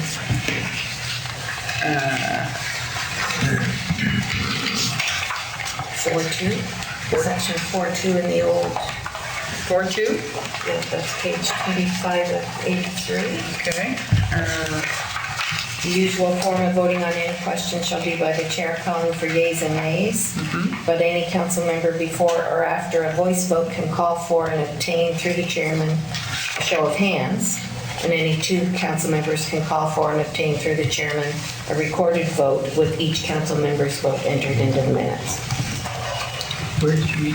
That's on page 25. Page 25 of 83. Yeah, and it's 4.25. 4.2. And 4.2. So I don't think that we should just remove the whole thing. I think the category needs to be recorded votes, and that's my opinion. And if this qualifies to what we're doing, and it appears to, do you have a motion you'd like to present? well, no, there's the motion there on the floor already. I did say when I brought the motion that I'd like it to stay the same way it Yes. is, which would mean, I guess, if this is 4.2 that you just read is going to be removed, we should remove the one that's before us and then put 4.2 in its place. Okay, so that's in your motion, is it? No, it's not. It's just to remove at this point. Okay. But, No, we'll move on with I would intend to bring a motion after, if it passes, to put that in. Councilor Redden? Are you done? Councilor Redden. The last point of that was the piece I was speaking to. Any two council members can call for and obtain through the chairman a recorded vote of each council member's vote entered into the minutes. So that's of each council member's vote. That's all of council's vote. I had not realized there was a separate mechanism for including an individual's vote. Like this is a recorded, any two council members can call for, and through the chairman, a recorded vote with each council member's vote entered into the minutes. That's, as I read that, that's everybody's vote gets recorded. And if it's, directly to the motion on the floor, if the objection is time, then I'm against removing this. I would rather have votes recorded. Any other conversation? Any other comments? Any other comments on the motion? I'll call the question. All those in favor of the motion, raise your hands and say aye. Aye. Aye. Oh, we got to count these. Can you put them up again? 1, 2, 3, 4. All in favor, but No, I one. think there was one nay. That's what I said, all in favor, but one. One nay. You want that recorded, sir? He should request it if he wanted it recorded. So you can keep the floor, Mr. Deputy Warden, and I'll, in conjunction with what Councillor Long said, I will move that we include 4.2 of our old procedure, which is on page 25 of 83, under conduct of meetings, 4.2, to put that in where we just removed what we removed. Okay, we had a seconder for that. Councillor LeBlanc, seconds. Yeah. Do you want to call recorded vote? Yes, I would think so. We have to have Well, Mr. River, is that to be called recorded vote? As it is in the That's true. Because it's not called anything in the old policy. Call it just conduct of voting? Or it's under that subject. I'm asking that, There's, I need a clarification from the mover. Mover, okay, let me just see, what should we take out? What's it under, recorded vote? Just call it voting. 25 would be voting. That's the title, and then 4.2 would go in under. Okay. Any more discussion on this? Call the question. I'm sorry, if I may add something, as we move forward as staff and council in accordance with our accessibility policy, plain language comes into that. And as staff, I see we've had an invitation for a workshop on plain language. So part of what was taken out in 25 was using the words yes and no rather than yay and nay, because yes and no are not as close in sound as yay and nay. There are times when I'm not sure what you have said. So if I would appreciate, as you move forward with all of your policies, keeping in mind plain language.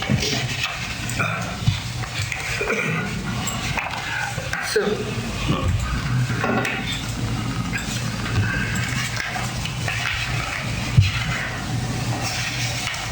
Councillor Redmond? Was that a request for an amendment? Yes. I would move that amendment. Would you move that? Can I have a seconder for the, is there a seconder for the amendment? put yes in. Councillor Longmire seconds it. So that is the to use amendment words would, yes and no? yes, we would change nays, yays and nays to yeses and nos. Or yes and no.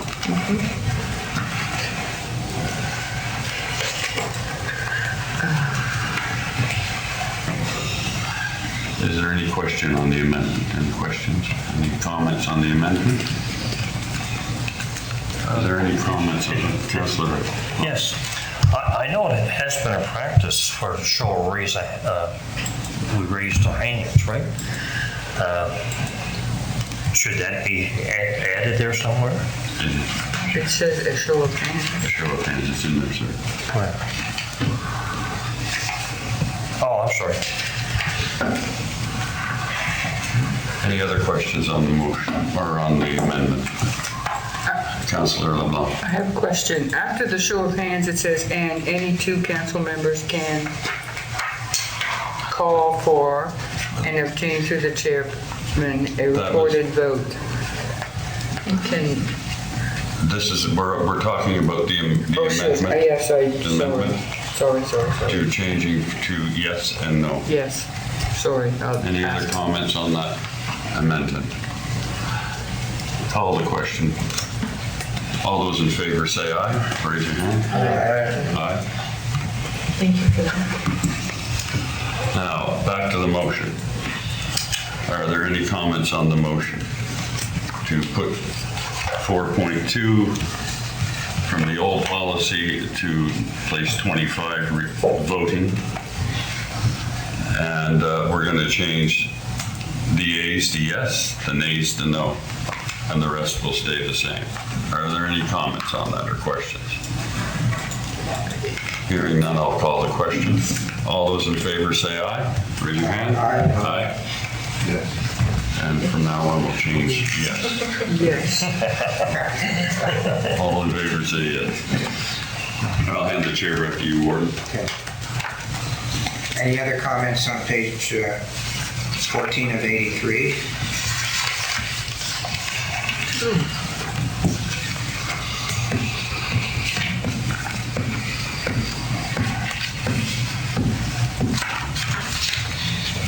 I just point out, I'm not making a motion, but I'm looking at 29. It says, "No counselor shall speak more than twice to the same question without the leave of counsel."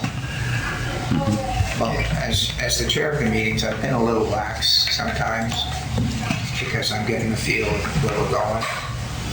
And I think we already have something in our policy, doesn't it? You're only supposed to speak twice. I think somewhere in there, the old policy. In the old policy, I'm sorry, I have not. I was up last week and didn't read over these. You haven't memorized the old policy? Yeah, no. I'm kind of on the new policy. I'm on the new policy. So it seems, in a way, for whoever sits in my seat, if somebody has spoken twice and they want to speak again, it's not my call. It's council's call. So I have to put to council, or the chair would have to put to council, do you want Councilor X to speak for a third time? Personally, I'd like to leave it to the chair of the meeting to kind of get a feel for the room and make that call, but it's not enough issue for me to make a motion about it. I just want to. And again, these are out of Robert's rules, so But you conduct it how you conduct it. yeah, I'm just saying that that's the way I've been doing things. So, Councilor Barrow? Just an important point on there, which, to make it clear, the two comments I have wanted to before, and it says to explain the suspension of their remarks. That doesn't get counted as one of your two comments. No. So I've been shut down on that before, but I just want to make sure that it's clear. Do we have to say, no, I want, this is only clarification, it's not a comment, but that kind of thing. That's there. Because things can be bandied around after you've had your say. And if something comes up that's, you want to explain why you commented, that should be allowed. Yeah, but that means you can have 3 kicks at the can. Doesn't mean that you get to interrupt other people at anything. No, but before the vote, Before the vote, you get what it says is that you can explain a misconception of the mover's remarks, and it doesn't count as one of your 2. So you wouldn't allow it to tail on to the comment that brought up the question up. No, I think that. Like you bring it up at the end. I keep a list, and as the CAO said, if you look at, I guess, other council chambers, they have a little light. If you want to speak, the light goes on, and your name comes up on a list, and then the chair of the meeting goes down the list to see who does it. And we don't have that, so I try and keep a list here. No easy button. So, and that would be the same. Software that would allow recording of votes if we got that. So all I'm saying is that yes, if the mover or if somebody has misunderstood a councilor's remarks, he can clarify it and it doesn't count as one of his 2. But it doesn't mean he gets to respond directly if someone else is already listed to speak. That's all. I just raised the question. I'm not making a motion on that, but Deputy Ward. Thank you. I quite like this idea of speaking twice on the subject and a third time possibly if council decides, if you're pertinent. But, I've sat through many meetings and, it's, 5, 6, 7 questions by the same counselor. And, many times through, I think this is a good thing. I don't have any problem with it, and I will say this has been a wonderful council to be chair of, because I don't think we've run into that problem, if at all. So, Councillor Connell? No, and I know Robert's Rules of Order says twice. But if we're having good debate, sometimes it's more than twice a person speaks. Yeah. So I have no issue as long as council has the right to say, yes, we need to debate this more. Sure. We'd like to hear another councilor's view again, so. So can we move to another page? Please, yes. Keep going. We're now under points of order and privilege on page 15 of 83.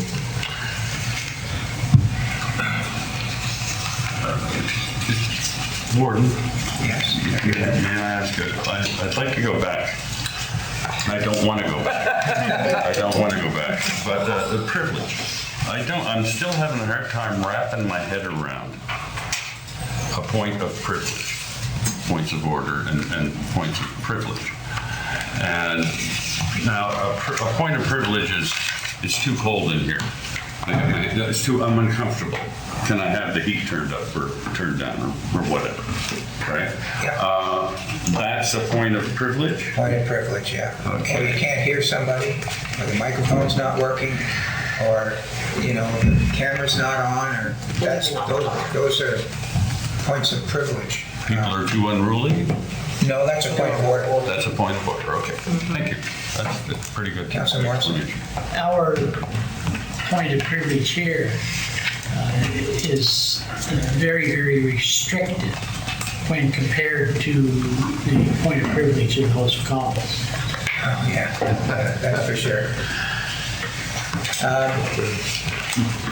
Anything else on that page or on page 15 of 83?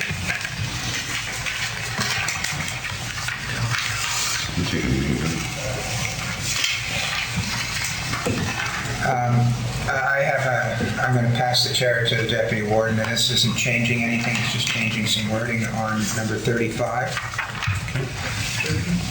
Yes, sir. A point of order is not debatable amongst other councilors unless the chair invites discussion in an effort to assist in making a ruling. What that doesn't say is that the point of order is decided by the chair.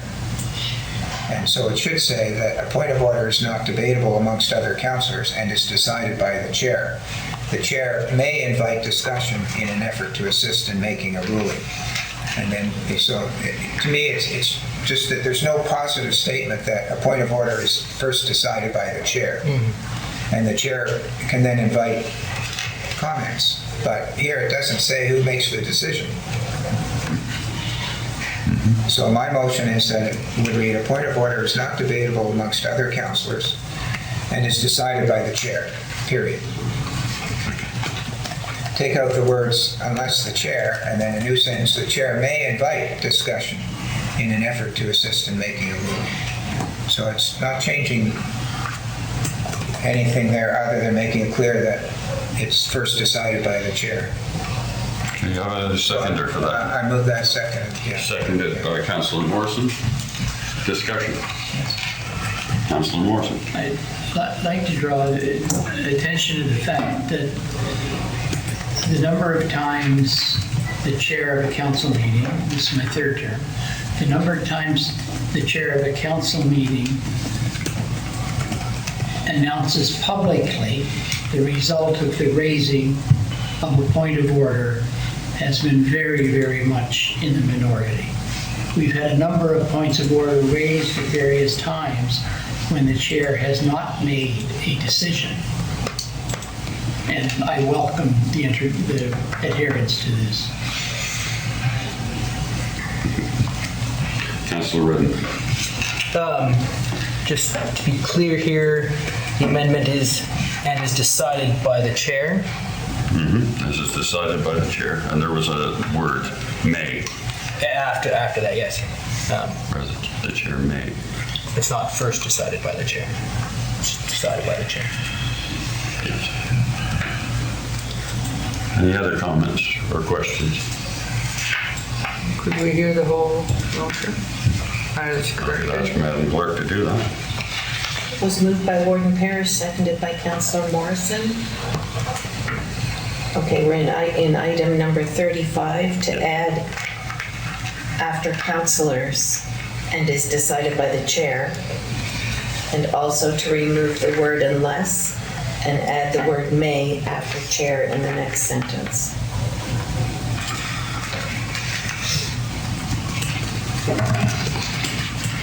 That's it. I'll call the question. All those in favor say aye. Yay. Yes. Yes. Yes. No? No? Oh, yes. And opposed, say no. Motion's carried, Madam Clerk. I'll hand this back to you, hand the chair back to you, Warden. Anything else on page 15 of 83?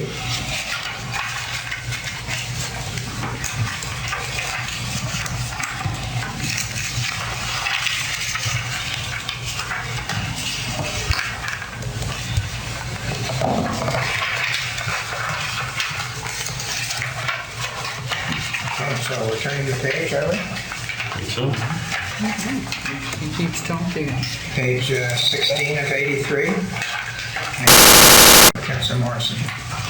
Thank you. Seating of councilors.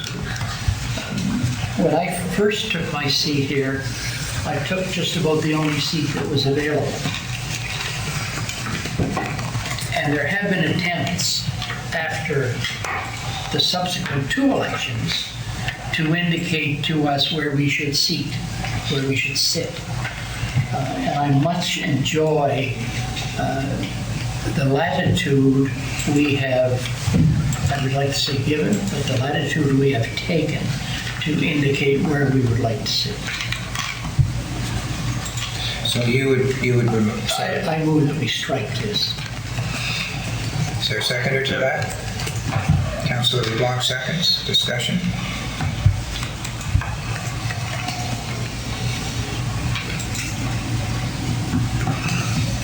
Could I ask a question? Is it possible to change the seating arrangement meeting to meeting, or is it understood that we would make the decision at the beginning of the new council and it would stay that way? I think at the beginning of a new council, if the warden standing up there or the clerk standing up there, however it goes, would say, would councilors please take their seats? And you will find that those who have been seated before will immediately go to where they have been seated before, and the others can sort themselves out. And then in the next election, the sorters become the sortees, or vice versa, whichever it is. And no, I'm not advocating changing the seating after once. All right, because this does talk about each term. If we take that out, then we'll just leave it. We sorted out ourselves. Yeah. Okay, there's a motion on the floor to remove paragraph 45, seating of councilors. Any further discussion? Call for the question. All those in favor say aye and raise your hand. Aye. Opposed? Seems to be unanimous. Anything else on page 16 of 83, Councilor Redden? Just typographical, I think. 42 near the top. It refers to subsections 40 and 42. I suspect that's supposed to be 40 and 41.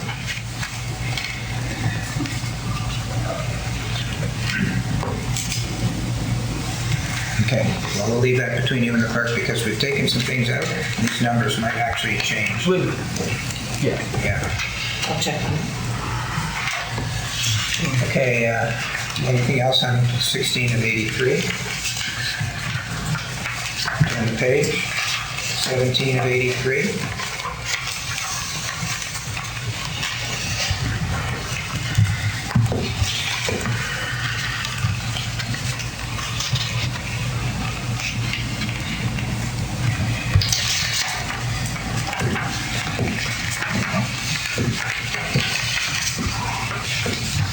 Okay, if you're like me, you made your notes weeks and weeks ago, so I'll give you time to refresh your memory on your notes.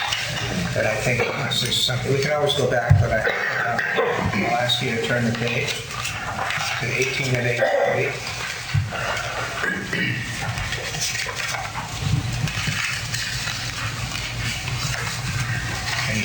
comments on page 18 of 83? Can I make a comment on page 17 of 83? So Yeah, sure. just to bring to your attention in article number 48, Yes? this is about ad hoc committees. Such a committee shall be for a limited time period as per its mandate determined by council and ceases to exist as soon as council through committee of the whole receives and accepts a final report. So that when staff sees that a final report has come from an ad hoc committee, staff will assume that that committee no longer exists. Just Thank you for pointing that out. Yes, Deputy Warden? Thank you, and that, should that be titled, final report, so that you know that we're not going to come back and say, oh, well, you know, we've decided that we want to meet An again. ad hoc committee is struck with a specific purpose, so if that purpose is being fulfilled, There's no more absolutely, such committee. it could definitely be titled final report. So I would, if I may, Warden Carey, so I would go to 48B, and that advisory committee, or that ad hoc, I believe that was an ad hoc committee. Yes. The glyphosate, the work of that committee has been done, so that committee is no more. Do you need a letter saying that that work of that committee has been done? Recommendations came, it wasn't clear if that was the final. So this new policy is so that now that wouldn't be questioned. Yeah. That if those were the recommendations that came, staff would be able to safely Strike strike the committee off. Thank you Yeah, for the clarification. because it wasn't clear. Thank you. Anything else on that page, or moving along to page 18 of 83?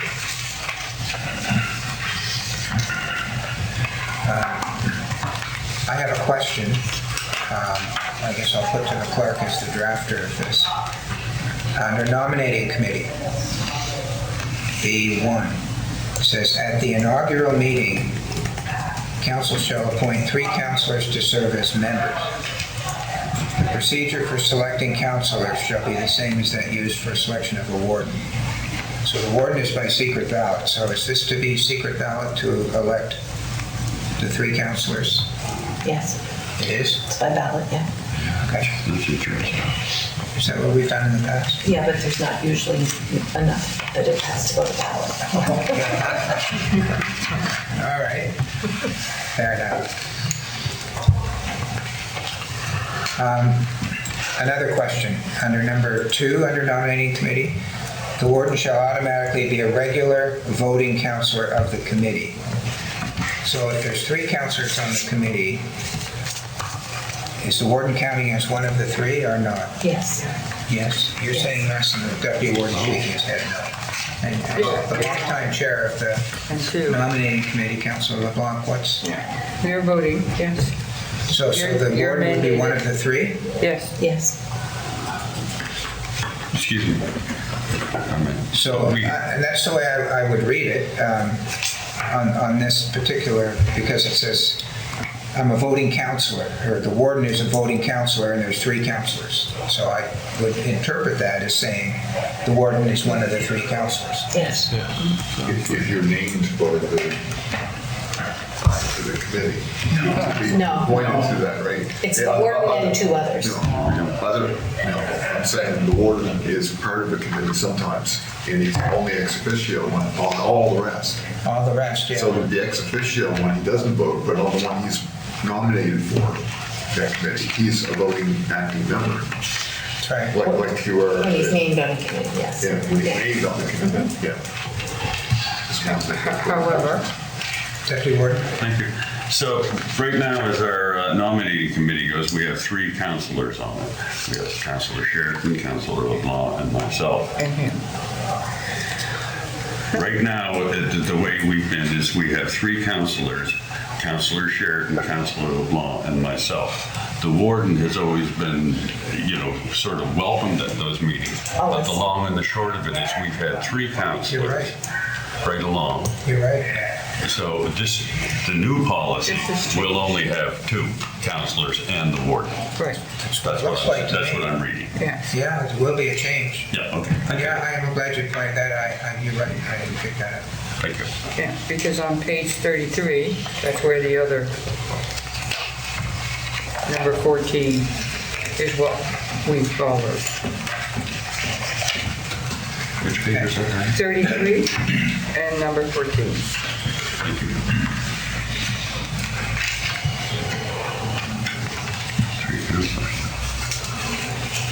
Okay, so this is just a change. That's good. I'm fine. Because Okay. we had 3 members, 1, 2, 3, and you came. I forget what the old policy says. I thought I was a voting member of the committee, but Yes. Yes, you are. even under the old rules. Yes. Yes. So there were 4 of us, right? It should Now be there's going to 3. be 3. It should be 3 counselors plus the warden. Yeah, I think it is 3 counselors plus the warden, but the warden and 3 counselors. Yes. Is what it should be. Yes. I don't have Wanda here to verify that.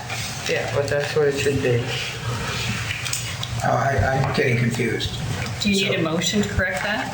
Well, What's the intent? Was the intent to have 3 counselors plus the warden? Yes. Yes. I That's think, not the way that reads. no, I know. Please don't make a motion. Can we just get Sure. clarity Yeah, on we'll it? get there. Yeah. I think we're just told to take a breath here. Yeah, Just relax correct. for a minute. Yeah, we'll see clarity on that.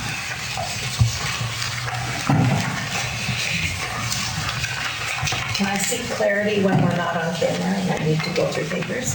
Why don't we come back to this? We're not going to finish by lunchtime, so we'll come back to this after lunch. All right? Thank you. So is there anything else on page 18 of 83? I can't find the audit committee. Audit committee is set up separately. In here somewhere? It has a separate policy. Audit committee has a separate policy. Policy. Okay. But is it not a committee of council? It is under a separate policy because it's legislated. It is a committee of council. It is not included in this policy because it has its own policy. So someone who is interested in how municipal government works looks at this policy and thinks that these are the committees of council. And of course, that person would be wrong, because someplace else, separately, not noted in here, there is lurking another committee. There's lurking also another policy on area advisory committees. These are not all of the committees of council, but this policy is governing the policies that are included, is governing the committees that are included in it, because the other ones have their own policy governing them. That's the kind of answer I would give. I like Anything else under 18 of 83? If not, we'll go on to 19 of 83, which is page 15 of 16, so we're getting close to the end. Hi, Councilor Brennan?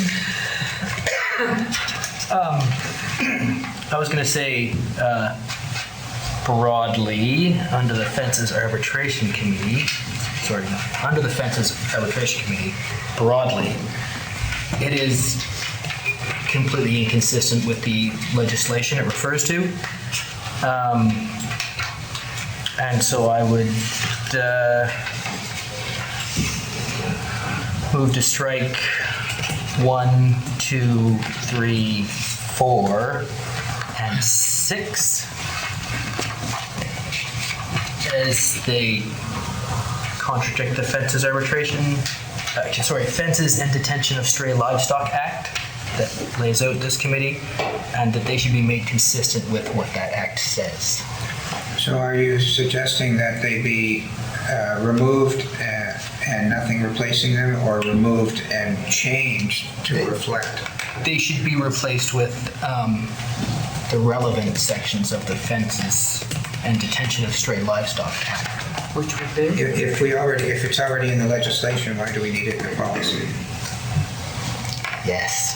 I would agree with that, and ideally that's what I would move.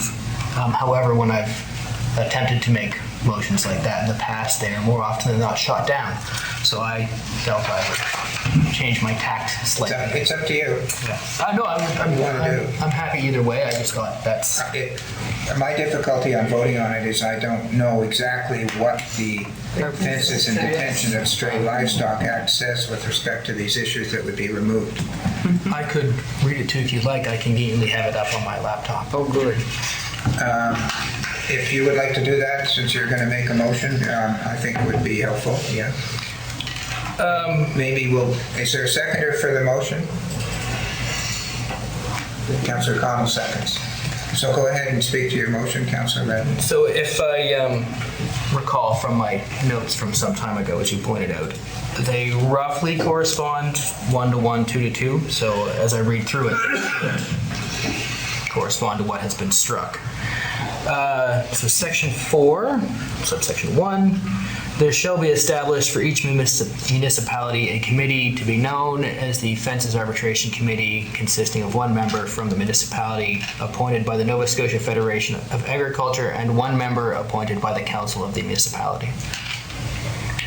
Subsection 2, the member appointed by the council of the municipality pursuant to subsection 1 may be an employee of the municipality and shall be the chair of the committee. Subsection 3, the Nova Scotia Federation of Agriculture and the council of the municipality shall each appoint an alternate member to serve on the committee when requested to do so by the member appointed by the council of the municipality or the Nova Scotia Federation of Agriculture, as the case may be. 4, 2 members of the committee constitute a quorum. 5, the members of a committee hold office for a term not more than 4 years. 6, the members of the committee and the alternate members of the committee appointed pursuant to this section may be paid remuneration, including reasonable expenses by the municipality at such rates as municipality may determine. I think we had kind of left 5 in there. Is it broadly, is kind of like 6. 7, members of the committee and alternate members of the committee appointed pursuant to this section shall be residents of the municipality for which the committee is established.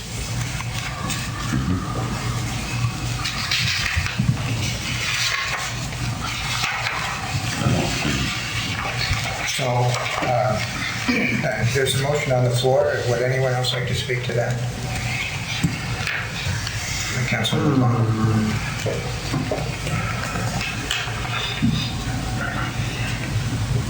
Councilor LeBlanc. Oh, sorry. You said Councillor Connell. I think basically what we have, the only difference, I'm listening to that and going through what my notes say, the only difference is we had, in most of our committees, eliminated alternates.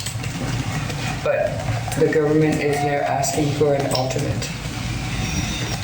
So, and other than that, I see specifically not, well, the difference being that the chair will be the councillor, well, the chair, yeah, will be the councillor. So I see little difference between the two except that particular piece.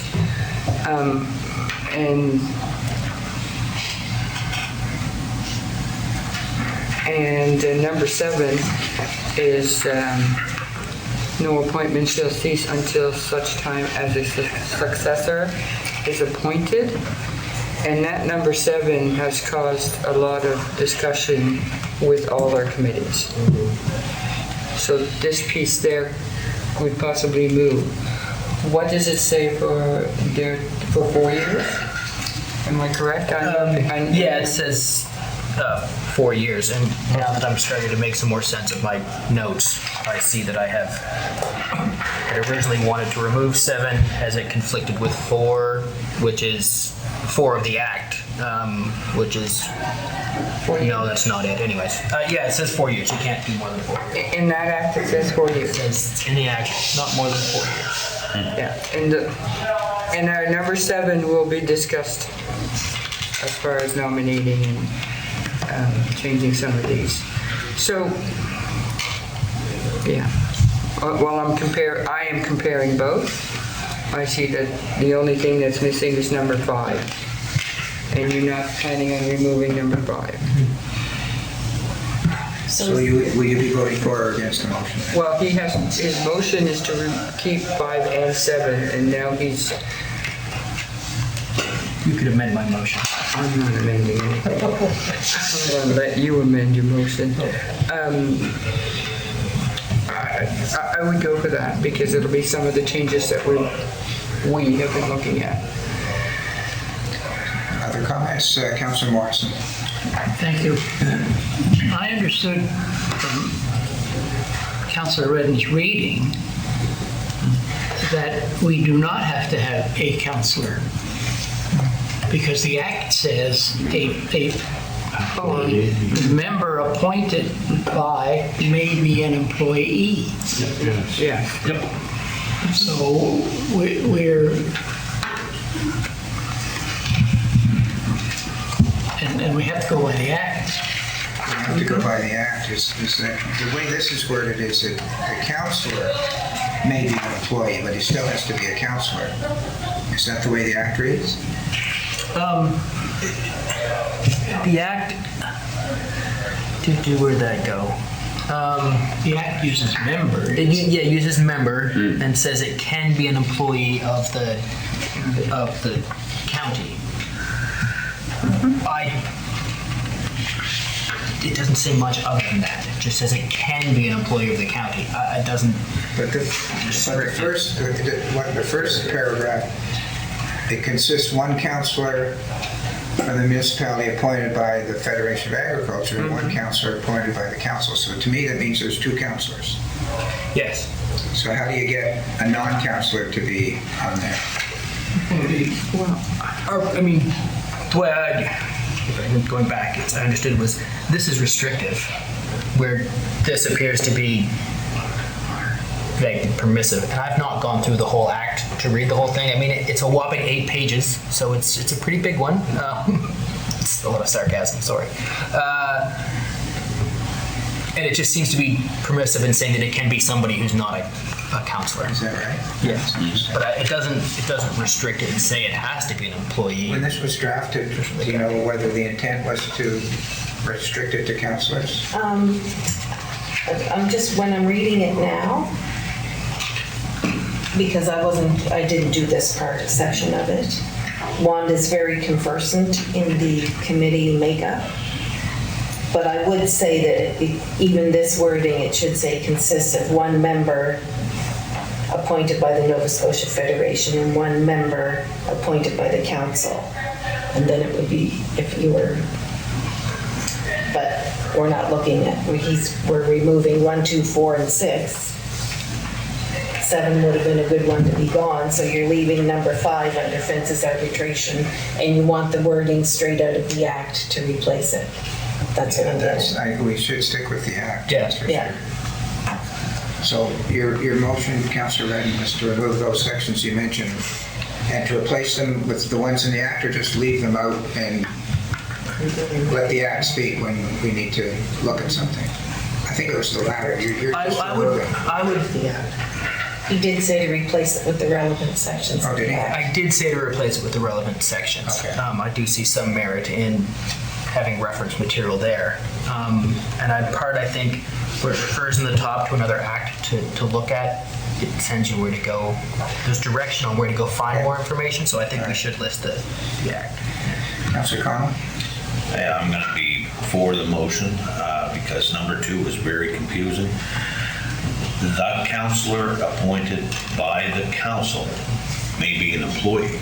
That's not even, it can't even exist. Yeah, it should say I have it right here. employee be a counselor? Can. That's what I thought. So that should have read the member, So, but still it says employee, I think, yeah. but if we accept the motion on the floor, then this is not going to be an issue. Anything else on the motion on the floor? Councilor Redden, you want to speak further? With leave of council. Third time, is it? With leave of council. I'd make a further amendment that 7 should be also struck.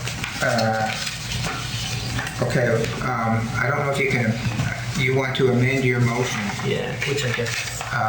and I guess you want to change your motion, and I guess the seconder, who is the seconder? Council Con. Councilor Con. Colin? So you also want to remove 7? 7, yeah, it directly conflicts with Yeah. So we're only keeping Any 5. further discussion now that the motion has been changed a bit?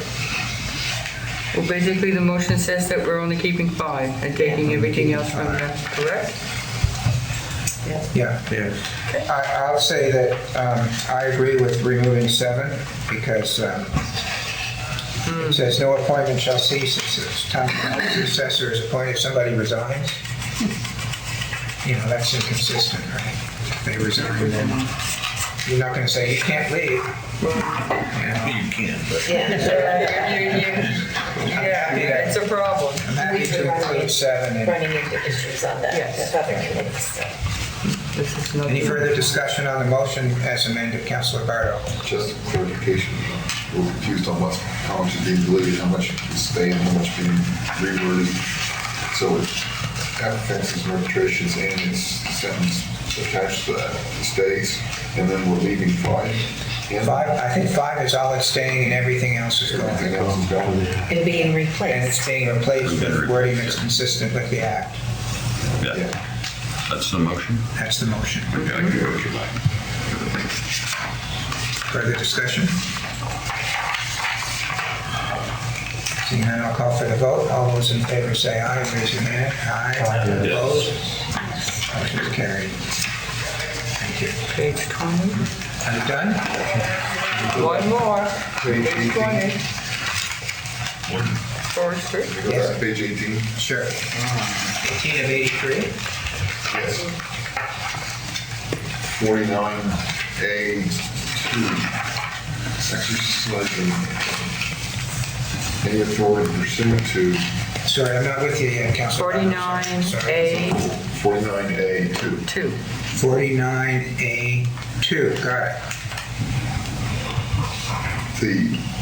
There's a committee of the whole, and then it shall be the duties of whatever, and then it says including but not restricted to, and there's 2 items. Well, the second item, it says exercising any authority pursuant to the part 14 to 15 of the Dangerous and Outside the Premises of Municipality Act that is not delegated to the administrator. What does that mean? What is it? Well, I may not answer all your questions, but there are certain provisions under the portions regarding dangerous and unsightly premises where council's power is delegated to an administrator. In this case, Cheryl Mason is the administrator. So she, therefore, has powers that we've given her. Yeah. But what haven't we given that we're still responsible for? That's what it's saying there. That's a good question. My guess is it would be appeals. Dawn can answer that. Ms. Campbell, you can respond to Councilor Bardo. Committee of the whole maintain the authority for demolition and appeals.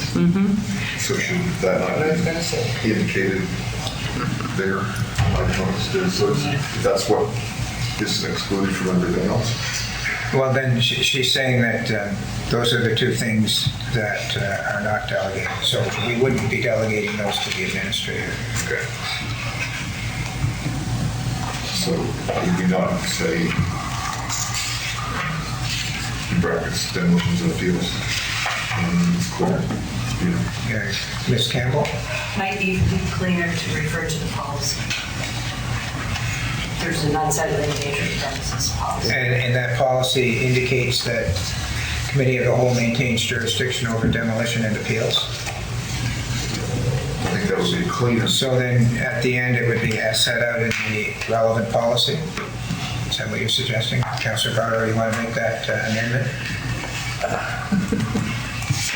That's number 2.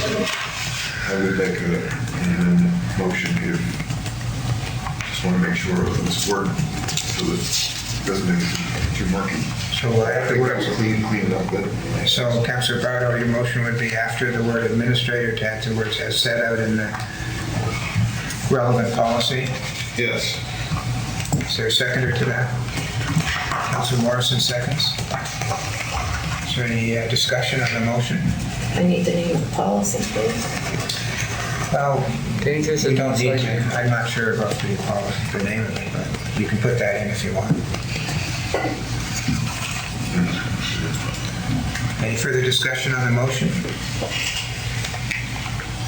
Seeing none, I'll call for the vote. All those in favor say aye. Raise your hand. Aye.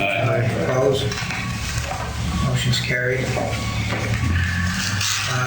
Any other issues with respect to the procedures, Councilor Morrison? Thank you.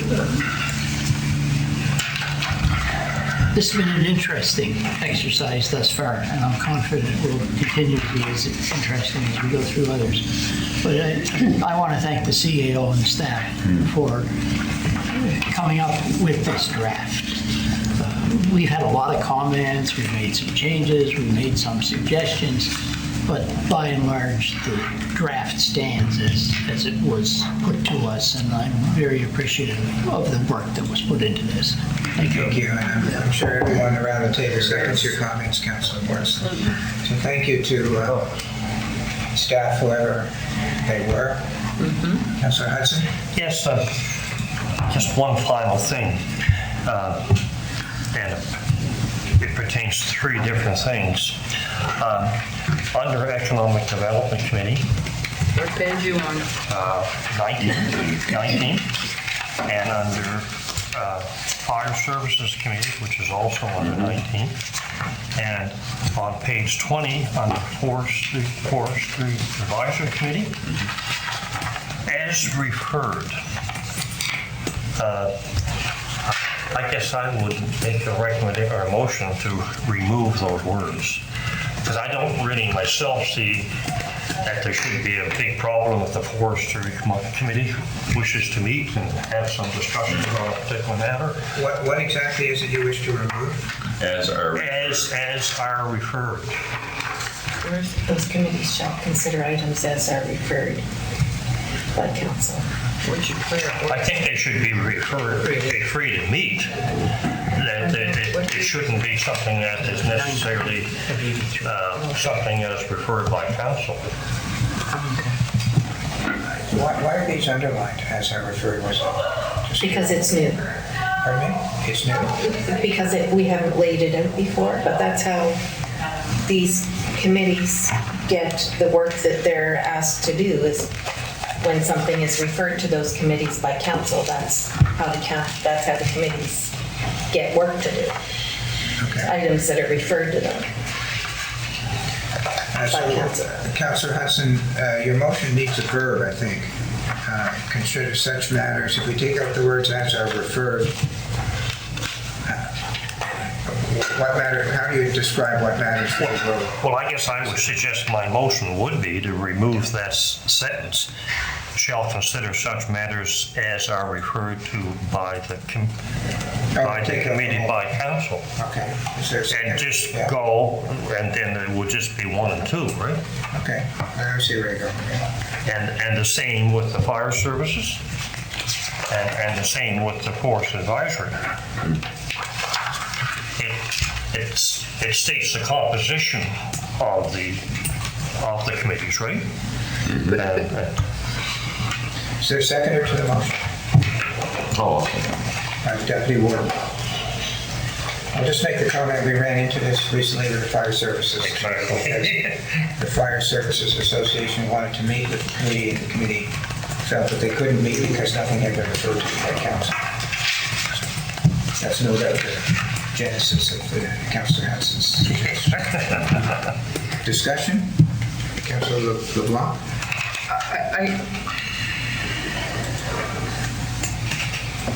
So are we taking him in both economic development and fire services and forestry? But forestry is an ad hoc. No. I thought you said forestry was an economic. Advisor. Advisory. Okay, never mind. What was the third one? Economic development, Page 20. fire services, and forestry. Are those the only ones?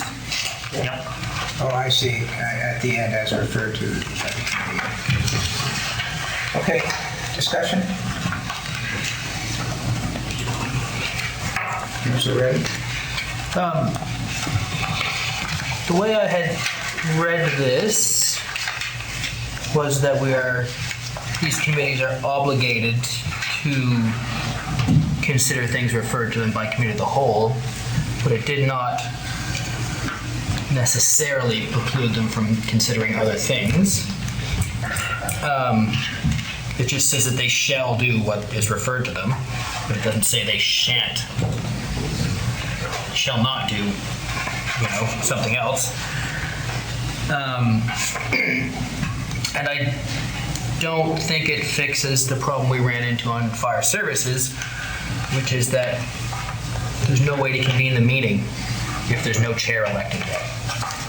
So fire services committee, we had never met, so there was no chair, so there was no mechanism to call a meeting without council giving us direction to call a meeting. Now, I had read somewhere here that this was fixed in the policy and that a majority of members of a committee could call a meeting, but I can't seem to find it now.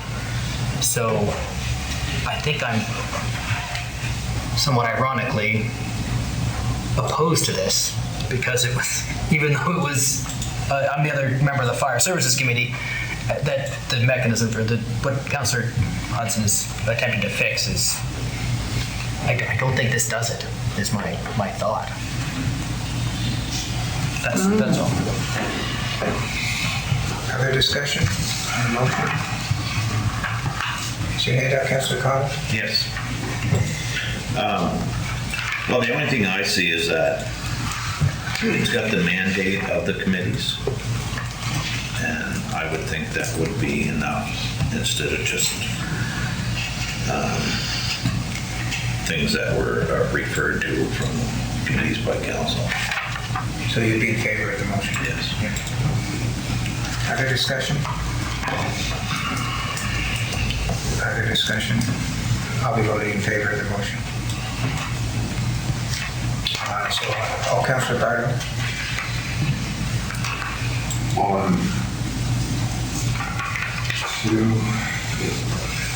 the fire service committee, there's one line that says held at the discretion of the chair at the end of it, on item 3, which negated that as referred to by council already in that. So I was just wondering if we should add that line item 3 to item D and G as well. And then there's no confusion on somebody calling a meeting like you. But how are you going to do that if you don't have a chair yet? So there is other committees I know that have not met since I've been on council. And so they would therefore have no chair. So there is still a little speed bump there that needs to be followed off on these as well as other committees. Because I know the social water panel, social water has not met, has been requested to, and so we don't have a chair.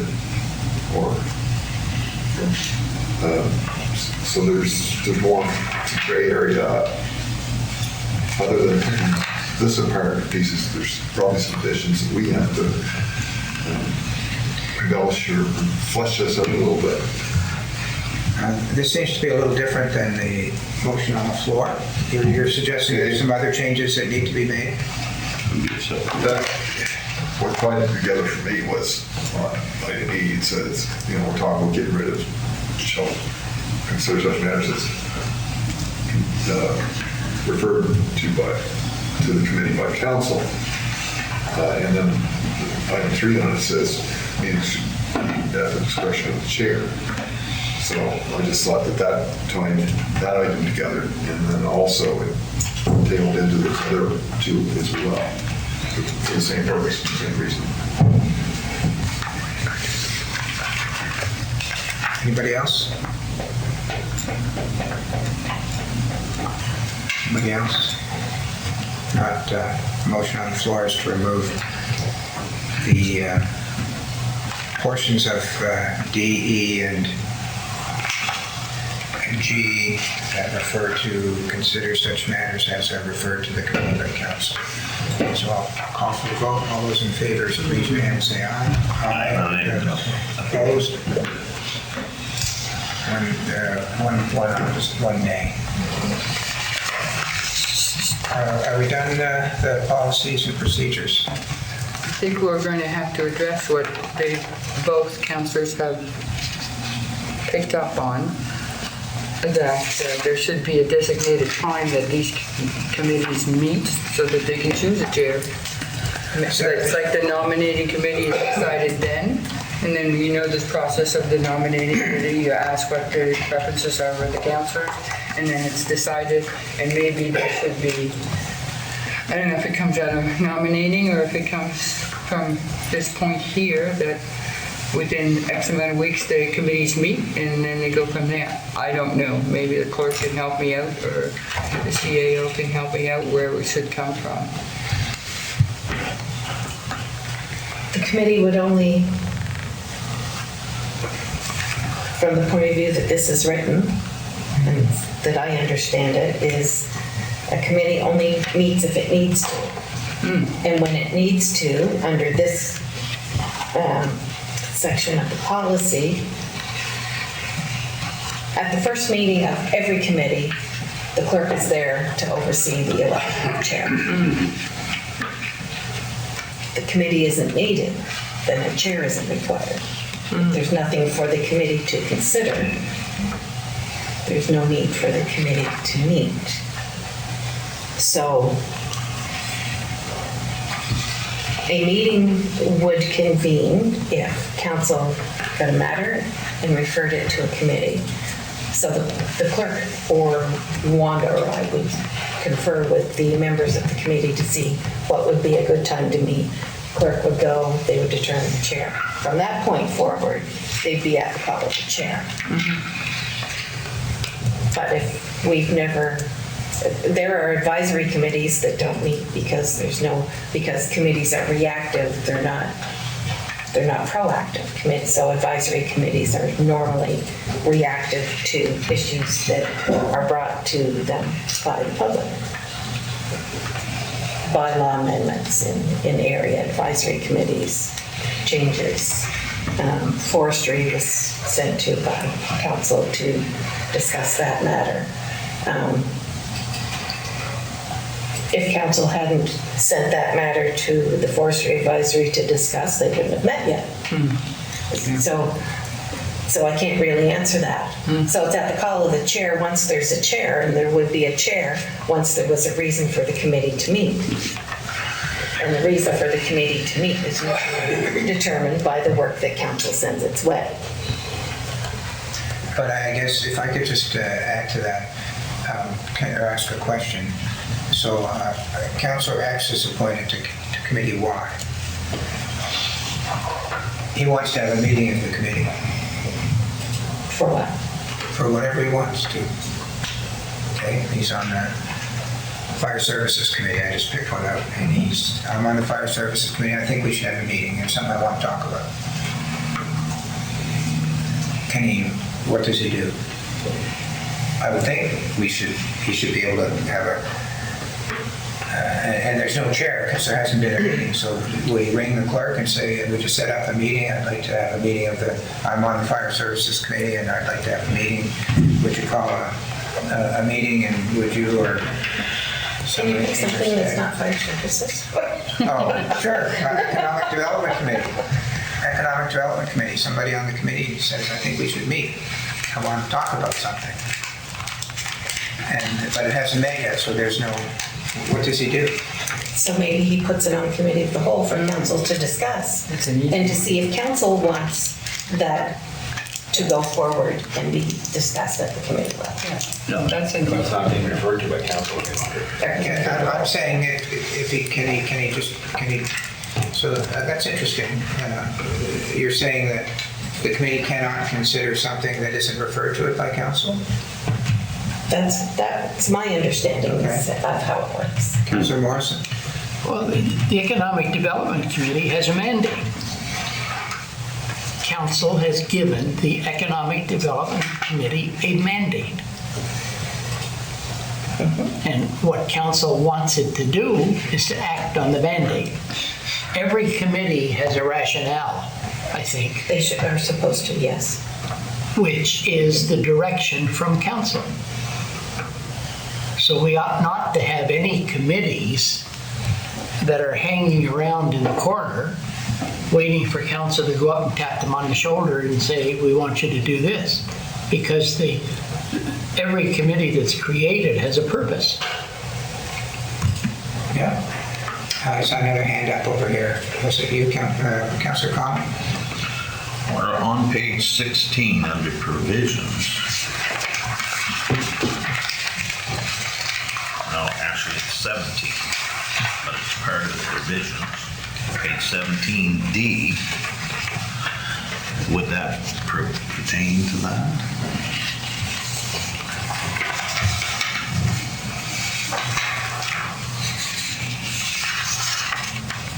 Yeah.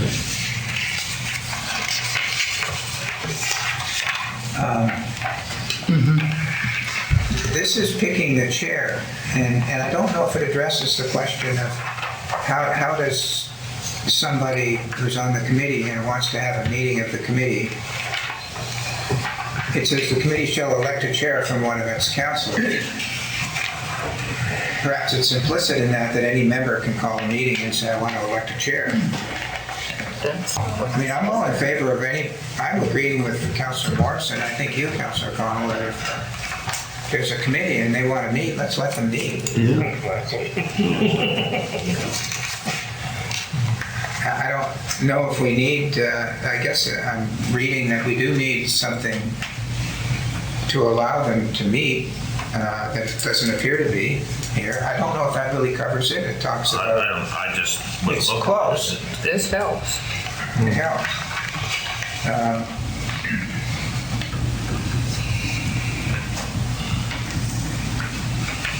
Yeah, that says if a chair isn't appointed by council, then the members of that committee elect the chair.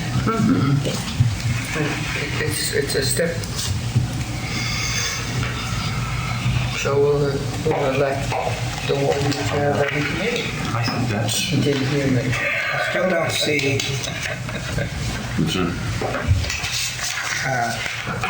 So your motion that's on the floor by removing shall consider such matters leaves it with the Economic Development Committee has the makeup of it and the mandate of it. Yeah, that's right. Thank you for bringing us back to them. Yeah. Have we not voted on that? No. We did, yeah. Yeah. So they've been removed, and I think the question that we're discussing, because there's no motion on the floor, is before the first meeting of a committee, some counselor on the committee wants to have a meeting of the committee, how does he do it? If there's nothing referred from council. Councilor Connell? Well, I think if it's appropriate for the clerk or the assistant clerk to be at your first meeting to oversee until a chair is appointed, then I think at any time the committee should be able to ask to put a request in to the clerk to have a meeting and for them to be there to... But wouldn't it be one counselor could do it, right? Yeah. Yeah, so I don't think you need the committee because it hasn't met yet. I think one counselor should be able to contact the clerk to call a meeting. That's what I think, which is what you're saying. Right. And the way that staff have been doing that is we would say, if the counselor called and said, we'd like this committee to start, staff will say, you talk to the committee members, give us a couple of dates that everyone's available, like you do that work. We will see if there's a meeting room, a space available for you, and if the clerk or deputy clerk is available to call you chair for your first meeting. There's no reason you can't talk amongst yourselves. So you're saying To have a meeting. if you or Amanda get a call from a counselor on a committee that he wants to have a meeting, you would act on that? And that's how it's happened. The deputy warden has called and said, how does the forestry committee meet? Well, you talk to the forestry committee and see if there are dates available for everyone. Let us know what those dates are, and we'll see if there's a meeting space. And if there's So you're saying we don't need to put something in there, that our practice already is, Yes. that any counselor can contact the clerk And we'll guide you through it, yeah. Okay, Councilor Redden? So, to play a bit of devil's advocate here, He's going to bring up fire services. we've got meetings shall be held at the discretion of the chair. We're, by saying that we can do this, by saying I can go to the clerk, where I'm not the chair of the fire services committee, and say, hey, can we have a meeting? I'm not explicitly undermining that meeting shall be held at the discretion of the chair, but I'm slightly undermining that line. I mean, I'm content, and I think if we really wanted to get into the nitty-gritty of some of these other provisions, this is much better than the previous policy was worded. But I'm just feeling around about what's going on. Once there's a chair, I don't think. Well, then We're only talking about the first meeting when there's no chair. Yeah, no, exactly. That's all we're talking about at this point. Deputy Warden? Thank you. So after the nominating committee has met, shouldn't there, for all these committees that we have going, shouldn't that nominating committee put together some times so that the committees can meet and get this all settled out right after the election? Once this is done, once the election is had, we're all sworn into office, the nominating committee is picked, shouldn't, when they've decided who's going to do what, set that out and get those committees to meet so that they can get that business taken care of? Who's going to be the chair? Then once they have a chair, the members of that committee, if one of them wants to have a meeting, they call up the chair gets a hold of our Madam Clerk, and can we have a time and space to meet so we can do this formality and get it out of the way? I think if we set that in policy, then that can be something that can be followed around, followed after each election, and the council being appointed to a committee. Simple as that. Done. It's not as easy as he says. No. Well, However, having said that, it would be nice if we just said, okay, there's your committee, and if the nominating committee maybe had a liner that said within the next month, you should meet and decide a chair, not set up their meetings. That would be,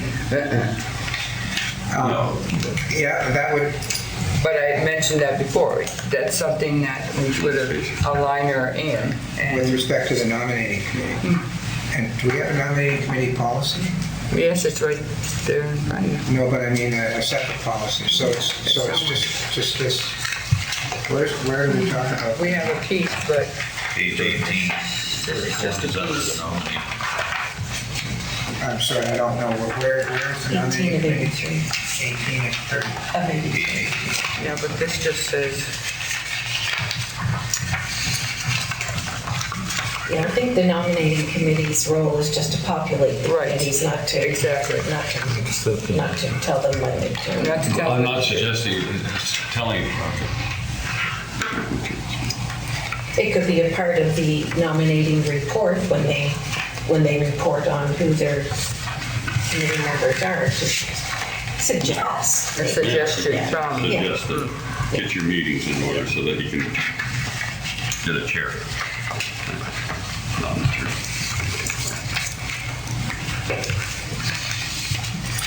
I was wondering if I'm looking at nominating committee, whether it would be consistent under nominating committee simply that once the committees are constituted, any member of the committee may call a meeting. Is that going to get us where we want to go? Councilor Connell? Or something under the statement right at the beginning, with understanding committees of council, if something was put in there that put a deadline, like 30 days after nominating, after 30 days of committee nominations, all committees meet to pick the chair. So there's a standard, like we said. So every year or every 2 years, when nominating goes over your choices again, that you have 30 days to meet just to set up your chair. And I think that would have eliminated some of the fire services frustration too, is that at the beginning of a new council, especially the beginning of a new council's given 30 days for all the committees that are formed to meet, just to make sure if there's further meetings that have to be done, or at least the chair is chosen, staff knows they got within that 30 days, the council's gonna have those meetings, and they're gonna have to make that first attempt at the meeting. So I think there should be a deadline on it, because it has caused us grief. The fire services felt that we neglected them. We have questions about the other committees that haven't met yet. So I would rather see something in the policy that after nominating has made a decision on, or the recommendations is put to council, that all committees meet within 30 days to have their chair in place. Where do you want to, if you're going to make that motion, we can put it under nominating committee, or we can put it, as you say, at the beginning. So what do you want to do? Well, the only thing, if you put it at the beginning, committee of the whole kind of is different. If we put it as a report from the nominating committee, once they give us a recommendation of who's on what committees, is that maybe it should be the number 6 on the I think goals in the nominating committee, that all committees within 30 days of being struck meet and get their chair in place. Seconded by the deputy warden. I don't know if the clerk got that, Councilor Connell. We'll see how she's doing. Excuse me. Moved by Councillor Connell, seconded by Deputy Warden Gunn, to add on page, let me just get my page here. 1883, 16, nominating committee, to add item number 6, that all committees should meet within 30 days to determine a chair. 30 days of being struck. So would that be injected? Number 6. So the As motion on number- the floor is, as said, Councilor LeBlanc. Where are you going to inject that? Under number 3? It's number 6. Number 6. It's a whole section, new section 6, under nominating committee.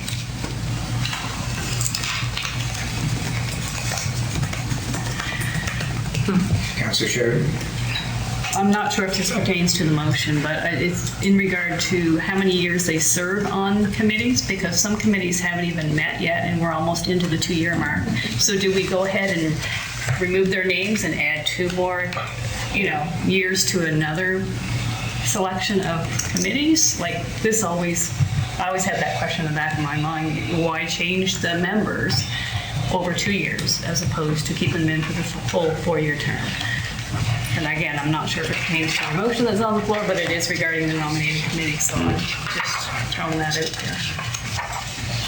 I think it is a separate issue. Yeah. And you can bring that up when we Okay. talk about this one. All right. So, motion on the floor. Councilor LeBlanc, if you want to speak to the motion. No, actually, but I'm going to say this is one of many that we have been considering. I was speaking with Ms. Atwell deputy clerk about different things that I didn't really enjoy when it was going through, and not being able to get out and resign. There was one of them. You have to be there forever until somebody take your spot. So I think these are the things that moving forward that we're actually looking into. Councillor Sheridan's comment. I'm sharing with the comment we're putting here, which is a change to make it better, and other comments, we've all been discussing those. Councillor Bardo? This is set in section on nominating committee, item 6, because it's going to be a responsibility of the nominating committee to make sure that, well, if not, it should be back under the provision for committees, council provisions. Because if you bury it over on the nominating committee, then it's not in the... It should be where, Councillor Bardo? Well, if you go back to page 16, and there's committees and council. And page 46, that is terms of appointment, and 47 is provisions.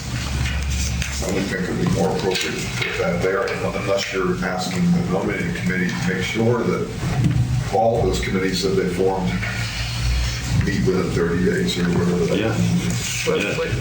That's their report to council. It's their report to council, and then council ratifies it. Yeah. And the council director. Well, can I get the reading of that again? Sure. Can you read the motion? The motion is to add on nominating committee, page 18 of 83, number 6, all committees should meet within 30 days of being struck to determine a chair. So nominate. But you got that under nominating. Yes, but nominating brings their recommendations to council. So what I'm saying is that's under the classifications of the nominating committee. So the committee would have to ensure that all the committees are met within that 30 days. Sure. So it's just one more responsibility with the nominating committee. Okay. Well, under the provisions that you're talking about, Councillor Bardo, it does say in H that the clerk or designate shall call the first meeting of any committee after its appointment upon request of council, a majority of members of the committee designate the chair. So that'll work. You're just reiterating it under nominating. Okay. It's nominated. Just inserting again in that spot. Yeah. And it's a good Anybody place. else? Motion on the floor. If not, I'll call for the vote. All those in favor say aye and raise your hand. Aye. Opposed? Motion's carried unanimously. I have a clarification on that nominating question that we had. Okay. So it is the warden plus 3 councillors? Yes. Yes. Yes. Did we vote on that? No, I was just looking for getting clarification for you on that, on page 18 of 83. Okay. So it does appoint 3 councillors, and the warden shall automatically be a councillor as well, so there are 4. Okay. Councilor Morrison? If we don't take a break soon, Yeah, I've been... if we don't take a break soon, we won't be able to come back. I've been trying, looking at the clock since 12 o'clock. And council's been so excited that they want to. So I'm going to call an hour and a half lunch break. We'll come back at, I guess that puts us at 2 o'clock. And we'll decide when we come back at 2 o'clock what we're going to do.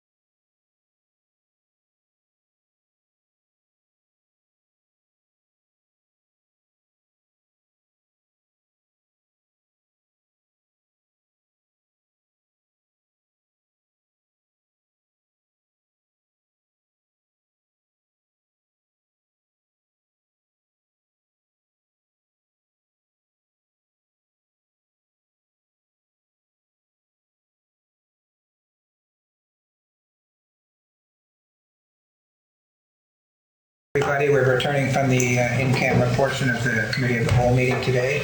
I declare the public portion of the meeting adjourned. Thank you very much.